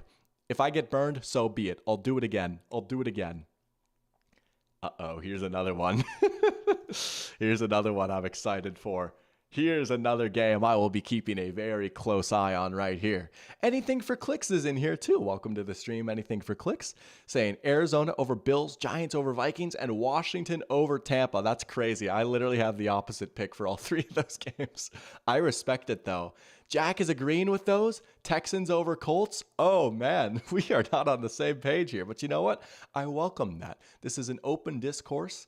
Sometimes it's good to agree to disagree, right? Oh, I'm loving these. Hey, if you're in the picks competition, you could kick my butt this week if yours go your way, right? Those are some big differences right there. Parachamp saying he's got the Texans defense. Hopefully the Anthony throws 2 picks and has a fumble. Hey, that is possible, right? There could be a Richardson turnover or 2 in there, right? Krempy likes the guy. Look at that. Go Big Blue. We've got a friendship blossoming here. Let's go. We got Ryan Asty in here too, saying hashtag go Bucks. Welcome to the stream, Ryan Asty. Good to have you in here. We aren't quite to the Bucks yet, but we're about to talk about the 2 other Florida teams. Here we go. This is a good one right here. The Jaguars versus the Miami Dolphins. Oh man, this is a freaking game right here. This is another game where I think we might see some points. I have strong takes about both these teams, right? The Jacksonville Jaguars are trying to get back to the good place, where the Miami Dolphins are trying to kind of exercise their demons that have been haunting them, right? This is in the hot Florida sun. It's in September, right? September Dolphins go crazy. That's the joke, right? I tell you what, though, I'm taking the Jaguars in this game. I am taking the Jacksonville Jaguars in this game. And there's a couple of reasons for that. We got the King Barrel Maker in here too. Welcome to the stream, King Barrel Maker. Good to have you in here. Saying Tyreek is going off today. Scotty Scheffler 2.0. Yeah, that was crazy. Scotty Scheffler got arrested and then he ended up winning the golf meet. I don't know. I'm a golf casual. Some sort of tournament, right? I can't remember which one it was, but yeah, that was crazy. He could, right? This is a very interesting matchup against the Jacksonville Jaguars though. So I've said my piece on the Dolphins enough at this point. I don't need to rehash it. I just think that they've got some questions. And I think that this Jacksonville defense is kind of a low-key bad matchup for them, right? Miami has really struggled against good, strong, tough, physical defenses. And I talked about the losses that the Dolphins have sustained on their offensive line, right? Hey, we were talking about that at the top of the show with the interior offensive line taking some hits. I look at this Jaguars defensive line, and this is looking pretty good right here. Josh Hines-Allen, Eric Armstead, and Trayvon Walker, those are 3 tough, legit dudes up front. I think the Jaguars can absolutely win the line of scrimmage, and it's going to be a little hard to run on the edge. Like, Trayvon Walker is one of the best in the league at setting the edge. He plays the run so well for defensive end, and it's not always flashy, right? And some people have maybe been a little bit disappointed with him. Also, his sacks increased to 10 last year too. Like, I really think Trayvon Walker is turning into a really good player, and I think he's going to have another good year this year. And he is one of the defensive ends that's best suited to stop this Miami Dolphins wide zone rushing attack, right? He's one of those guys that can kind of hold his ground out on the edge and just shove his blocker to the side and like make a play. And even if he doesn't make a tackle, like, he's just so annoying. He's such a pest, right?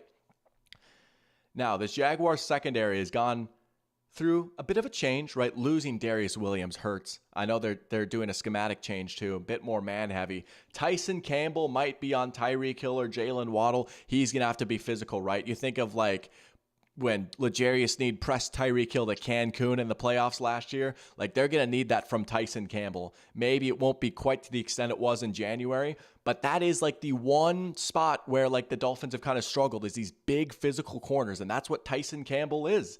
And then you look at the Dolphins, Jalen Ramsey's questionable. He's probably going to be on a snap count today. They were saying that this morning. Probably not going to be playing all the snaps. Jalen Phillips might be on a snap count as well. Good player, but still recovering from an Achilles injury, right? and they lose Andrew Van Ginkel, they lose Christian Wilkins, they lose some of their linebackers, they lose their offensive linemen. I mean, I feel like this is the most doctor pick ever here, right? I am taking the Jaguars. The Dolphins offense is wounded. The Dolphins defense is wounded. You know I love Trevor Lawrence, right? And I love that this Jaguars offense is kind of starting to make sense a little bit now. I've liked the receivers and their roles a little bit more with Brian Thomas and Gabe Davis on the outside, Christian Kirk and Evan Ingram up the middle. I really think the Jaguars come away with a win here. I'm going to say Jaguars 28, Dolphins 24. Give me the Jaguars, right? And I also think it's funny. One more thing before we move on. And we got Henry in here too. Welcome to the stream, Henry. I'll get to your question or comment here in a sec, but good to have you in here. Good morning. I do think it's funny. Some of the podcasts I listen to, like, well, Dolphins will win this one because, it's going to be a home September game in Miami and it's hot. I'm like, oh, yes, because the Jacksonville Jaguars have never played in the Florida Heat ever. Come on, give me the Jaguars for this one. I got the Jaguars winning this one. All right, let's get the Panthers Saints in a sec, but let's check chat. Football is so back. How we doing, Eric? Henry, I am doing fantastic. This feels like Christmas morning, right? All of the games are coming in here today. We're going to see so many new faces, so many new teams. Oh, just so many presents to open up, right? Saying that Trayvon Walker is also a great dark horse defensive player of the year candidate. I am with you, man. Like, if he could just get a little bit better as a pass rusher. We saw some improvement in his sack production. We saw a little bit of improvement in just like his ability to win. He still can really only win with power when rushing the passer right now. Now, he's pretty good at it when he does it. Like, he can just totally like knock offensive linemen back. Like, he can just throttle them. But when he goes up against better tackles, usually he struggles a little bit more to win with anything besides power. But this is year 3 now, right? This has been a new position for him. He didn't play this position in college. Ryan Nielsen's going to have him playing more of a classic 4-3 defensive end, get his hand in the dirt, and I think that just makes a lot more sense for how Trayvon Walker's built instead of trying to be a pure speed guy on the outside. Obviously, he has athleticism, but I love Trayvon Walker so much. Like, here's an extremely spicy take that I have, and maybe after Friday, like Jalen Carter is starting to prove me wrong a little bit. Low-key, Trayvon Walker has been the best UGA defender in the NFL from that crazy 2021 team. Low-key. Maybe you could say Jalen Carter is better, but I think it's close. I really do. I low-key think Trayvon Walker might be the best. Like, it's crazy, and he was the first overall pick, so maybe he should be. But I think he's starting to deliver on some of the promise a little bit. I think he could break out in a big way this year. I'm excited to watch him. Jack saying, I think Daniel Jones is a light horse defensive player of the year candidate. Hey, like Ivan Pace said, we about to go crazy. And anything for clicks saying good points. Hey, do we have you on the train? Come join me on the train to the good place. Let's go. We ain't stopping for anyone after today. Jaguar 7 seed, come join the train. All right. Let's talk about the Carolina Panthers and the New Orleans Saints. This is a game. This is a game. So, it's in the Superdome, right? I am going to go with the Saints for this one. Like, I just think the Saints defense is still just going to be a little bit too much for this Panthers offense to overcome. I do like some of the moves that the Panthers made this offseason. They're just trying to make life a little bit easier for Bryce Young. And again, this is a Panthers team. You just want to see Bryce look a little bit better. They bring in Deontay Johnson. They have an actual separator at receiver now. It's not going to be the fossil of Adam Thielen getting 15 targets a game, right? They bring in Robert Hunt, one of the Dolphins' offensive linemen. Pretty good guard. They paid him $100 million. Like, that is just a lot of money. But it's the Panthers' tax. They had to get better. All right, fine. I'm cool with it. He's a pretty good player, right?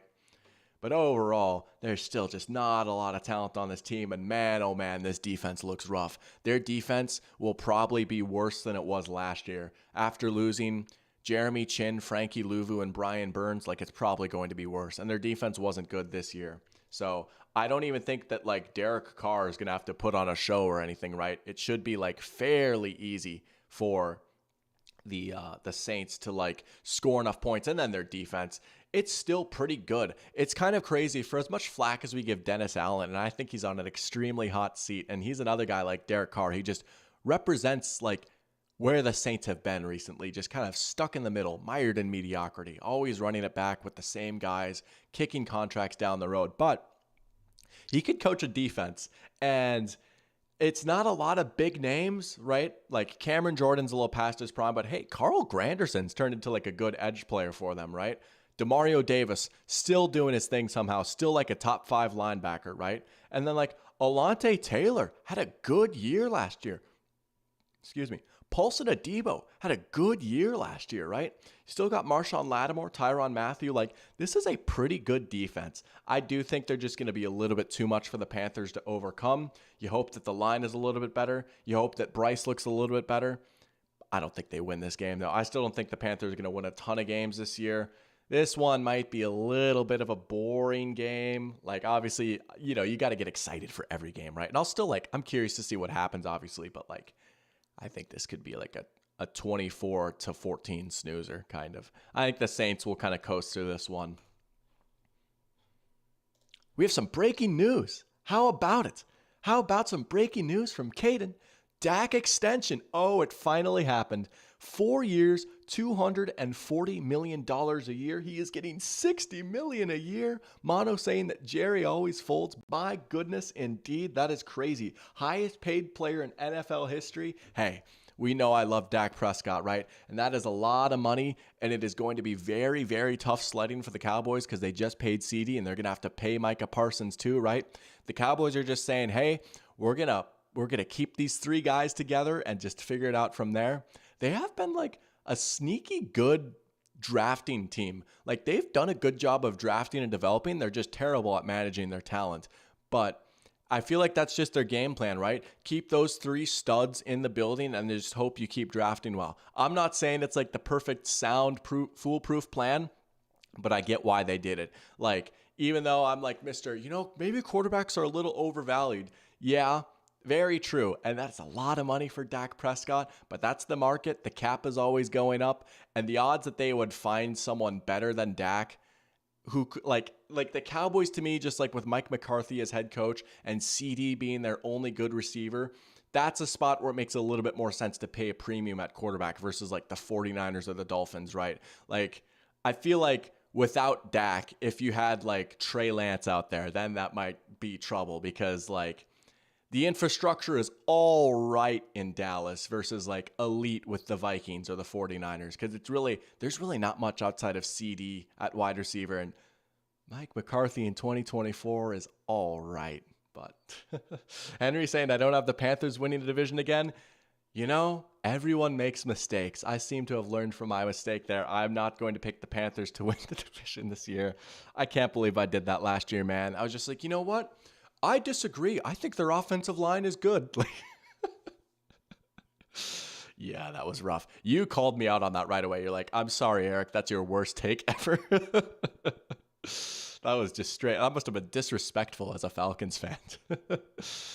All right.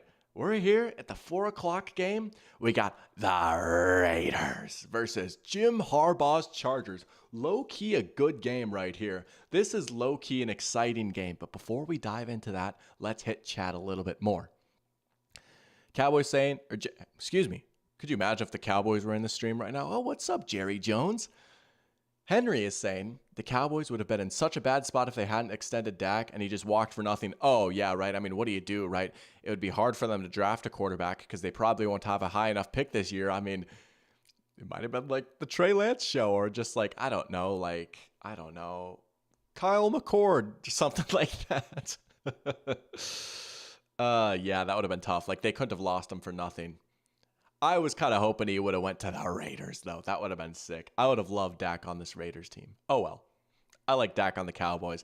I would love to see Dak be the guy to finally get the Cowboys over the hump again. And I know, like, NFL memes and all them, they still do, like, the hating Cowboys gimmick. But honestly, like, the Cowboys have been terribly snake-bitten since the 90s. Like, it's kind of been hilarious how tragic they've been. Like, I feel like they're due at some point. I don't think it's going to happen this year, but, man, I love Dak so much. He seems like a great guy. He seems like he's always loved being a Cowboy.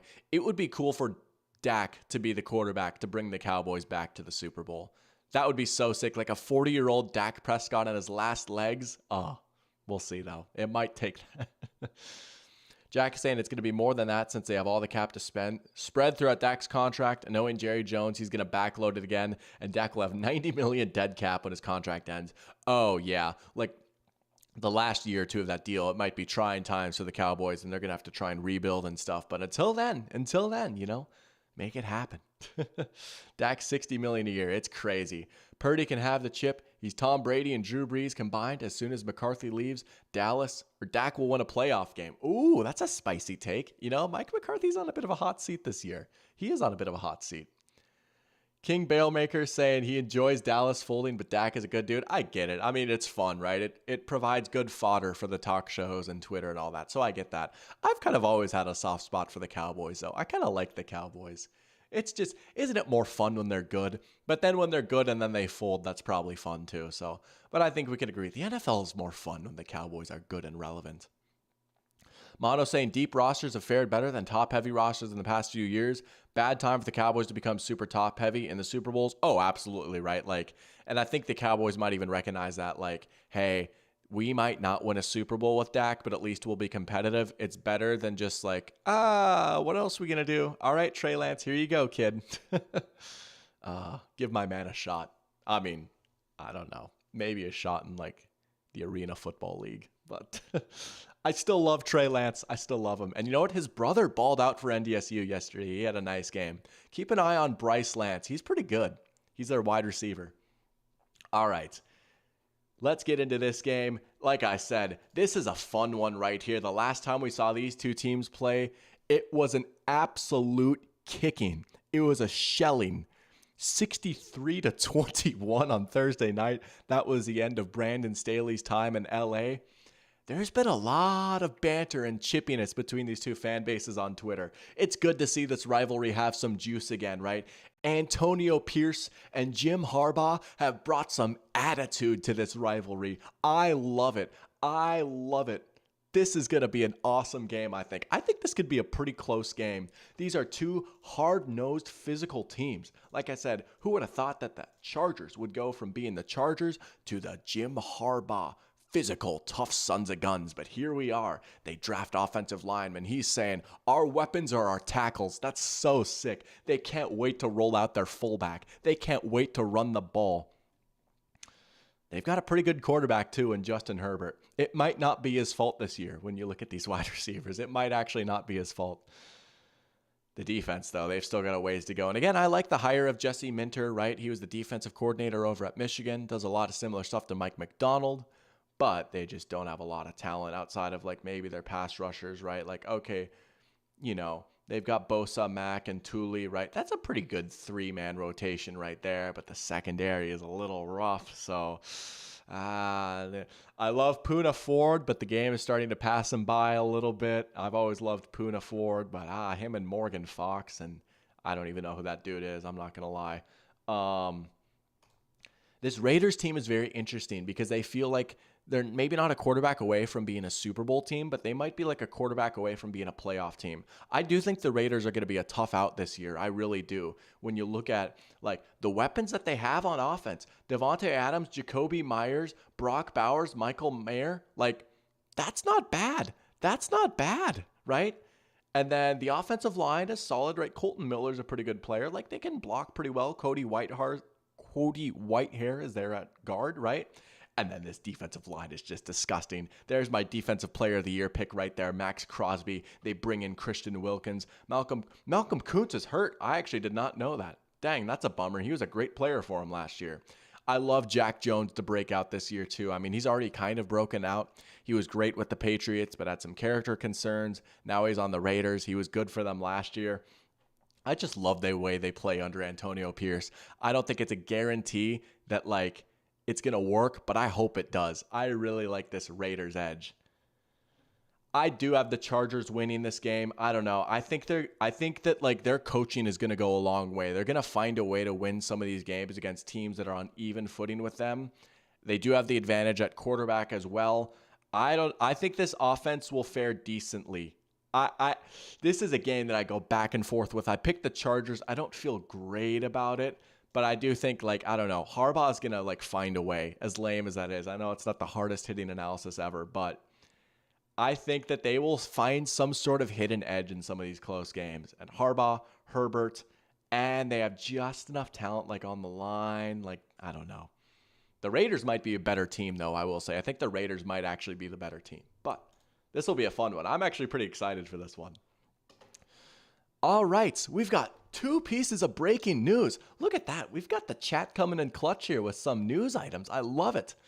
Jack is saying Fields is confirmed starting per Mike Garfolo. Oh, let's go. Oh, let's go. Henry, I know you might have not been awake yet when we were talking about the Steelers versus the Falcons. I am so excited to see Justin Fields play in this game. I really am. Like, this is just such a juicy storyline, right? Justin Fields' first game with a new team in Atlanta, Georgia, of all places, with Arthur Smith as his offensive coordinator. Oh, come on. With some of the Falcons fans wanting Fields during the draft or wanting him during this offseason, now he's going to come out and play against them.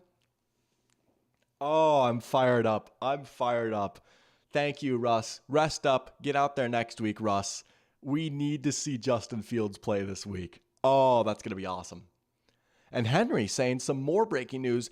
Kendrick doing the halftime show for Super Bowl 59. Really, that's so sick. That's a great pick. It's in New Orleans too, right? That's awesome. Kendrick Lamar, halftime show. Man, how is Drake feeling right now?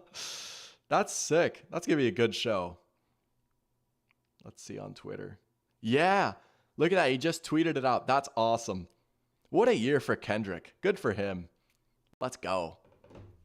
And anything for Click saying Tyreek Hill got arrested? He did. He got pulled over on the way to the stadium. But it looks like he is going to play, and it's not for what you might typically expect Tyreek Hill to be arrested for. All right. Couple more games left. We've got 3 more games left in the Sunday slate, and then we'll put together the Pigskin parlay. But we've got a poppin' stream right now. 18 people in here. That's awesome. All right. Broncos, Seahawks. Get ready, Jack. We're about to talk about your birds. Let's go. Let's go. Honest opinion, I think there's a lot of fun, exciting games. I think this one might be one of the biggest margins of victory this week. I really think so. I think Seattle might win this game by a decent amount, to be honest. I mean, I don't know, man. This Broncos team is all right. That's my take, is that they're all right pretty much everywhere. The offensive line's not bad, but like the receivers, it's just like there's very little, I don't know. There's very little to get excited about this Broncos team. And maybe I'm being mean, but like it's going to have to be Sean Payton cooking, right? That's how they're going to have to make things work on offense. And, you know, a lot of people got excited over Bo Nix's preseason. I don't even want to put too much stock into it, but it was, in my opinion, it was just very similar to what we saw from Bo Nix in college. It's a lot of horizontal stuff to the flats, which, you know, some teams have been doing, but I don't think the Broncos quite have enough high-end talent like at the receiver position to make teams really respect them enough where like that underneath stuff, that stuff to the flats is going to be easy. And it's going to have to be Sean Payton cooking. He's going to have to get deep in his bag to get these guys open, I think, because if you're Seattle, I think you just sit on that underneath stuff. And hey, we're talking about Mike McDonald, right? Big get for the Seahawks, and it stinks that Uchenna is out, like you're saying, Jack, because I was really excited for him under Mike McDonald. Like, he's such a versatile player, and he just makes so much sense in that, like, he can rush or drop back into coverage, and that's exactly what Mike McDonald wants from his guys, right, with those disguised pressures. But I think it's going to be next man up, and, you know, they've still got some intriguing talent, right? Boya Mafe was pretty good last year. Obviously, you've got a very strong interior. You do lose Jordan Brooks, which is a bit of a bummer, but I mean, and Devin Witherspoon is such a beast. I mean, he was so good last year. I think he could like explode this year with Mike McDonald. I will say, if you're a Seahawks fan or the Seahawks in general, I think you feel pretty good about your hire after watching that Thursday night game, the Ravens and the Chiefs, after watching the Ravens defense and just how they looked noticeably worse. Like, I really think so. And I went back and watched a lot of the All-22 from that game last night, and I just kept thinking, man, like, the Ravens just did not have a ton of answers on defense. There's just a lot of open space in the middle. They didn't look quite as organized. And, you know, I'm not even trying to be hard on Zach Orr here. Like, this was his first game ever as a defensive coordinator, and he had maybe the toughest assignment ever going up against the Chiefs. man, Andy Reid kind of dunked on Zach Orr in that game. And you think, wow, like very similar personnel. And you lose Mike McDonald. Like he probably was the secret sauce there. So we'll see today for sure. But this game is in Seattle too. I just don't think that the Broncos have a whole lot of difference makers. The defense is all right too. Like they've got Surtain obviously, but just not a whole lot outside of that. And they lost some guys too. And like they bring in like John Franklin Myers. All right, that's a nice piece. But I think this is a very C- team, and Seattle's just got too much high-end talent. I love Mike McDonald, the hire. I love what Ryan Grubb might be able to do with this offense, right? Let's get a little better player out of this offensive line. That does worry me a little bit. I really thought Seattle was going to go offensive line in the first round of the draft.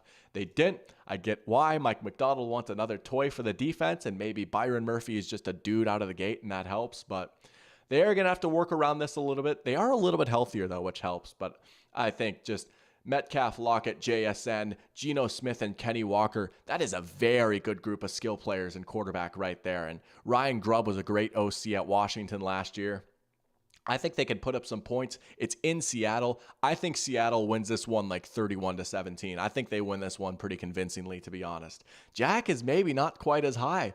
Said he wouldn't be surprised if the Seahawks D had a slow start. The Mike McDonald first loss with the Ravens was that Dolphins game. There was a bit of a learning curve. I will give you that. There absolutely was a little bit of a learning curve. I don't know. I think Seattle's going to win this one. Daddy Messi is with me too. He thinks Seattle will dominate, but the Broncos will have a few upsets this year. They are capable of big wins. Hey, they had a few last year, right? They beat the Chiefs last year. They absolutely are capable of it. I don't think the Broncos are going to be the worst team in the league by any stretch. I think they might be up there, though, a little bit. And I'm just not super high on Bo Nix either. But I'll take Seattle by 2 touchdowns in Seattle. Jack is also shouting out Jerome Baker and Dodson. Kind of underrated. Yeah, they got Baker from the Dolphins, right? And so, like, that'll probably help offset the loss of Jordan Brooks a little bit.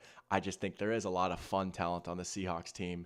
I know, like, some people have been picking them to go to the playoffs. I don't know if I'll go quite that far.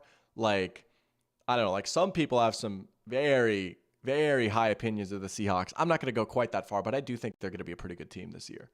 They could flirt with a playoff spot, I'll say that. Here we go. 2 games left. We got the Cowboys and the Browns. This is an interesting one. It's Tom Brady's first game in the booth. How about it, huh? It's in Cleveland, and we got the new $60 million a year man, Dak Prescott, coming out to make his season debut. Look at that. They're talking about it right now. I'm taking the Browns in this game. I really am. And I do think that the Browns might be in line for a little bit of regression this year. Their defense might not be quite as dominant as they were last year. And I know that the Cowboys offensive line, the new guys, kind of had a good preseason, right? Cooper Beebe and Tyler Guyton, those are the 2 new guys. And they're new guys at the 2 hardest positions to play on the offensive line, center and left tackle, right? Rookie debuts, and you're going against Myles Garrett and this Browns D-line with Dalvin Tomlinson. And where's Okoronkwo? Was he hurt? Oh, there he is. Ogbo Okoronkwo, right? Dalvin Tomlinson, Zadarius Smith, just a disgusting defensive line. That worries me a little bit. Like I said last week, I think this could be a Myles Garrett takeover game. I could see Myles Garrett going for like 3 sacks and winning this game for the Browns. I say this as someone that loves Dak Prescott.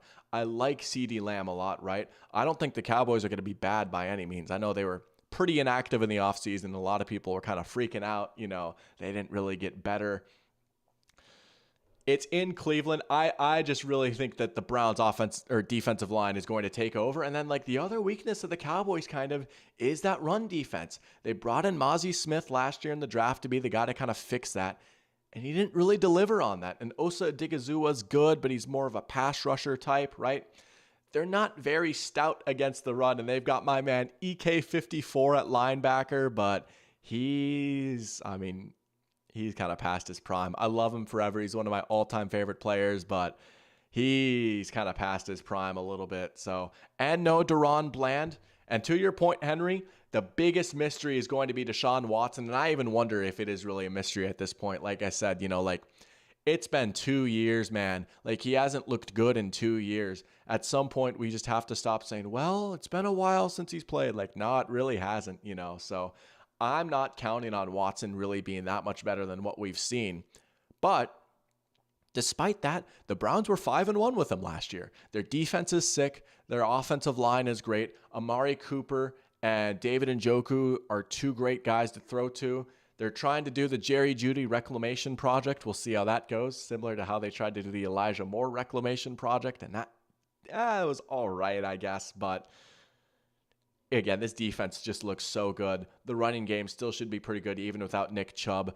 I'm going to go with the Browns in Cleveland, even if Deshaun Watson isn't great. I'm going to go Browns 25, Cowboys 23. We'll do a weird score there. But yeah, I don't know. I could see like the Browns defense scoring a touchdown in this game, like a strip sack returned for a touchdown or something. I really think that this is a Myles Garrett takeover game right here. We got Mile Marker in here with the lion emoji saying, One Pride, Hiya, Doc and Company. Welcome to the stream, Mile Marker. Happy NFL Sunday. Good to have you in here. How about the Lions tonight? We're going to be talking about the Lions and the Rams later tonight when we go live for that game. Jack is saying, well, there's a new DC in Dallas now. Forgot who it is.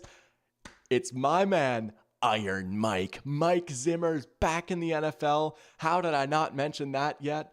Oh, I'm excited to see what he's got in store. I'm so happy Mike Zimmer is back in the league. He might do some nasty, diabolical stuff with Micah Parsons this year. He really might. I think he's fired up for that. I will be excited to see that. Henry's also saying that he thinks Brady is going to be such a bad announcer. I'm kind of with you. I think his grumpy old man shtick might be interesting for like a game, but by the end of the year, it's going to be kind of frustrating hearing, well, back when I played, which was 2 years ago, by the way. Back when I played, everyone was just so much better. Players suck now. Like, all right, dude. All right, Gramps. To the retirement home you go. Mono saying, hot take, the Cowboys pass rush in 2023 is really overrated. That defense feasted on turnovers, but was barely top 10 otherwise. I mean, yeah, they feasted on bad teams, and then good teams kind of picked them apart, right? The 49ers had their way with them. The Seahawks had their way with them. The Packers had their way with them. The Eagles, in one of the games, had their way with them. So it is very much a defense that's like built on just straight up overpowering their opposition. And when it works, it works. But when it doesn't, you get games like the Packers game in the wild card round. So one more game here. Sorry, Mile Marker. We'll talk about the Lions later tonight when we go live for that game. But we've got one more game here. Commanders and Buccaneers.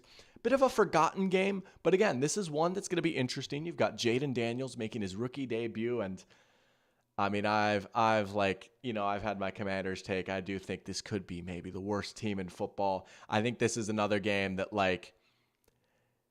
could be decided by multiple possessions. Tampa, people are kind of sleeping on a little bit. I have not picked them to win the division, but I do think that they are absolutely going to be in the mix. They were able to bring back most of everyone, right? And I do think, you look at these Buccaneers wide receivers, you've got Evans, Godwin, and the new kid McMillan going up against this Washington defense that was just pretty rough last year. And you want to talk about a big reason why I think the Cowboys struggled the way they did against good offenses, right? And Jack was saying that DK exposed Bland, right? Here we go, right? Cowboys, pretty much more than any other team in the NFL last year, ran a lot of man coverage. And man coverage is cool. Man coverage is good, right? But it is pretty much just saying, all right, our corner is going to be better than your receiver. He's just going to stick in his hip pocket and guard him. There's going to be no passing off, no rules. I mean, there's still some rules. Like, there's different types of man coverage. But for the most part, right, just stick to your man, right? I don't want to oversimplify it, but more or less, that's what it is for the most part. That is great when you're playing against the Giants and the Commanders and Deron Bland can just kind of feast on Wan'Dale Robinson. But again, when all of a sudden it's the 49ers or the Packers, like Matt LaFleur and Kyle Shanahan are just doing diabolical things, right? And like A.J. Brown is like feasting. DK Metcalf is just feasting on Bland. You can't just man up on DK Metcalf every single play, right? They did that last year, and they struggled against good teams. Dan Quinn did that. Now he's taking over the worst defense in the NFL last year that ranks last in almost everything. They do bring in Mikey Sanders still as their new corner, right? But other than that, like it's Benjamin St-Juste and Emmanuel Forbes and Michael Davis. Like it's a lot of the same faces. Jeremy Chin, all right, nice signing at safety, but they've got Cleveland Farrell starting at defensive end. Like, I just don't think this defense is very good at all. And if that's what they're going to do is man up, I'm sorry. Do we really expect them to hold Mike Evans and Chris Godwin? I don't think so, man. I don't think so. When I do the Pigskin parlay in a sec, I might be throwing Mike Evans on there. Like, I just think that Mike Evans might be in line for such a big game if that's what they're going to do. And maybe Dan Quinn has a new trick up his sleeve. I'm not so sure at this point in his career, man. I think it was kind of... I've been really mean to the Commanders. And if there are any Commanders fans in here, like I promise I'm not a hater, right? I just think he was kind of a panic hire after they missed out on Ben Johnson. They're like, we know Dan Quinn's name. All right, Jaden Daniels is interesting, right? I could be totally wrong about him. I was not super high on him coming out of the draft. And I think a lot of it has to do with not just Daniels, right? Not even all of it is his fault. This offensive line struggled a lot last year, right? Sam Howell is the most sacked quarterback in the NFL. A lot of that was on Howell, but also, like, their offensive line is just not very good. And again, Cliff Kingsbury as the OC. We haven't seen anything new from him. Granted, it's been the preseason, but it's all the same stuff, right? It's very static. It's we're going to have this receiver play at this spot every single play, and it's hitches and goes. And it's just... like, it works in college, but I don't know about that, man, in the NFL. I don't know. So I just think schematically, talent-wise, as we've got the Tampa Bay Buccaneers in here saying, fire the cannons, Eric, I am firing the cannons today. I'm taking the Bucs by multiple possessions. I said this could be one of the more decisive games of the week, and Tampa Bay, hey, Todd Bowles, if you're listening, I think you guys have a great shot to really put a statement out there today that you guys are going to be in the race for the division. I do have Tampa Bay winning. I think that Todd Bowles might have Jaden Daniels in a bit of a torture chamber situation with some of the blitzes he's going to scheme up against that offensive line, against a quarterback who's kind of struggled under pressure a little bit. You bring back Antoine Winfield Jr. You still got Levante David. I know they've got some injuries on the defensive line, but I just think the Buccaneers are the better team. I just don't like the Commanders a whole lot. I think Tampa can win this one fairly convincing. I will say Tampa Bay 28, Washington 17. Krempy's like, yo, yeah, we got the Tampa Bay Buccaneers in here. How about it, huh? They seem to be a fan. Let's go. Thank you for tuning in, Tampa Bay Buccaneers. Best of luck today. Welcome to the stream. How about it? We got the Buccaneers and the Pigskin pregame. Crazy. All right, we'll get to this game later. Obviously, tonight we're going to be going live for that one, but we'll hold off on for that right now. But that was the Sunday slate. That was a lot of fun. We've just got one segment left, right? It's time for the Pigskin Parlay. So we're going to hop on Prize Picks here, and we're just going to put together a small little parlay. It's going to be small. I don't know why it's not letting me log in right now. Hold on. You can't see it on my screen, but we'll put a little $5 down on this. And like I said at the top of the show, every single penny that I make from the Pigskin Parlay will go back into the channel. It will go back into Dr. Pigskin, whether it's funding the prize for the Picks competition or maybe upgrading some software, some new equipment. But every single dollar that I make from this year, and I'm going to keep track, hopefully we can at least turn like a $5 profit. But we're going to put it all back into Dr. Pigskin. So we're all going to stand to win something here. But we're going to take the Caleb Williams free space, obviously, right? I paired that with George Karlaftis on Thursday, and he didn't get his half a sack, so that was heartbreaking. But we still have a little bit of Caleb Williams action that we can use here. Krempy likes Daniel Jones over 350 passing yards and over 3 touchdowns. I don't know about that. Hey, we about to go crazy. Hey, if the Giants win, Krempy, you can dunk on me all you want. That would be kind of funny. You know, if the Giants win, I will get dunked on by Krempy and I will accept it. We about to go crazy. I don't know why I thought that was so funny. It's just the way that Ivan Pace kind of laughed when he said that. Like, what do you think of the matchup with the Giants? He starts laughing. He's like, we about to go crazy. Sorry. All right. I don't know. It could totally come back to bite us in the butt, though. All right, we've got the Caleb Williams. Let's take a look at Mike Evans since we're here, right? We were talking about Mike Evans not that long ago. Ooh, 71.5 is a decent amount, though. All right, well, let's take a look at Trey McBride's. Trey McBride. I do like that one, right? No Matt Milano for the Bills, right? I do like Bernard, but, it's not quite, goodness, 50.5, so it's a little bit higher on here. Oh, that's an interesting one. We're going to keep scanning the board for a little bit. I think we'll put 2 or 3 down with Caleb, I would say. We get the free one right here, so we might just want to cash one in. Oh, Shakir, 3.5 catches. See, that one's scary because, how much are they going to be spreading the ball around, right? Oh, you can't see my screen. That's crazy. You can't see my screen. Wow. Krempy hates Daniel Jones has been in my nightmares. There we go. Now you can actually see what I'm talking about. Sorry about that. Shakir, that one is a little scary because, how are the Bills going to spread things out with their new weapons, right? 4 seems low, though, doesn't it? I don't know. I might stay away from that. I want more clear-cut situations. Brian Thomas, 3.5. I just need to find a few matchups that I really like here. And we're going to just put $5 down on this. It's not going to be crazy. 6 is pretty high for Jefferson. All right, we'll go away from receiving. I like fantasy score a lot because there's so many different ways that they can kind of pile up the points. Shakir, 10. I like this one. We're going to go Khalil Shakir over 10 points fantasy score.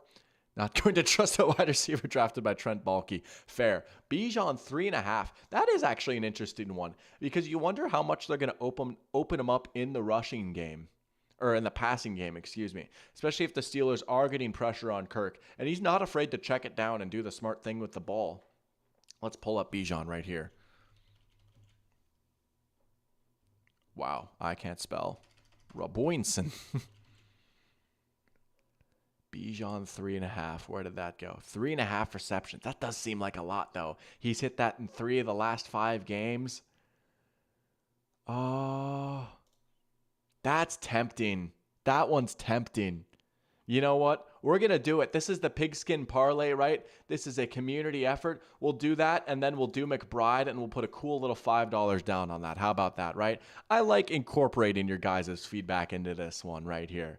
So we'll do the Bijan, and we'll do the McBride. We'll do McBride. Oh, do we want to do McBride fantasy score? Or yards? Because, again, fantasy score, you can get those with receptions, too. Nah, we'll go yards. We'll tail Caden.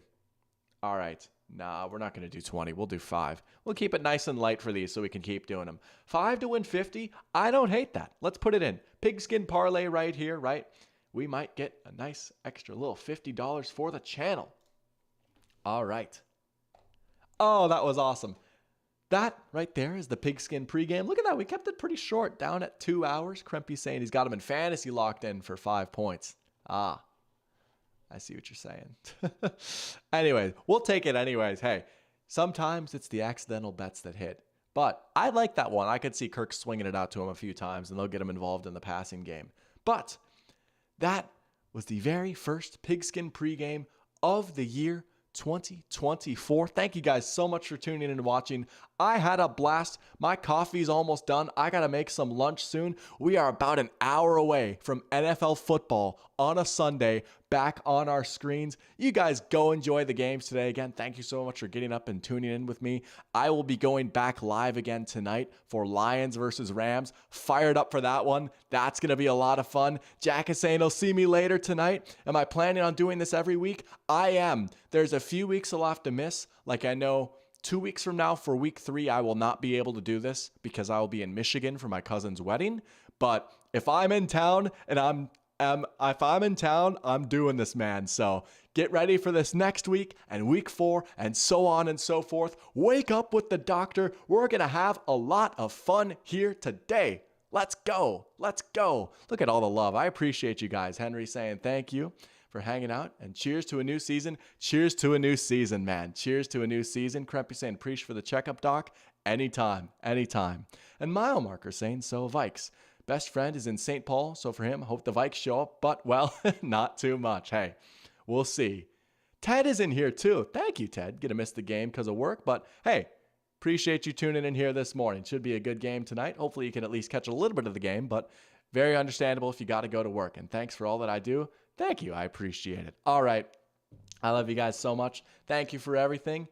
Football's back. Thank you, football. Let's freaking do this. Go enjoy the games. And until then, I will see you guys later tonight. The doctor's out.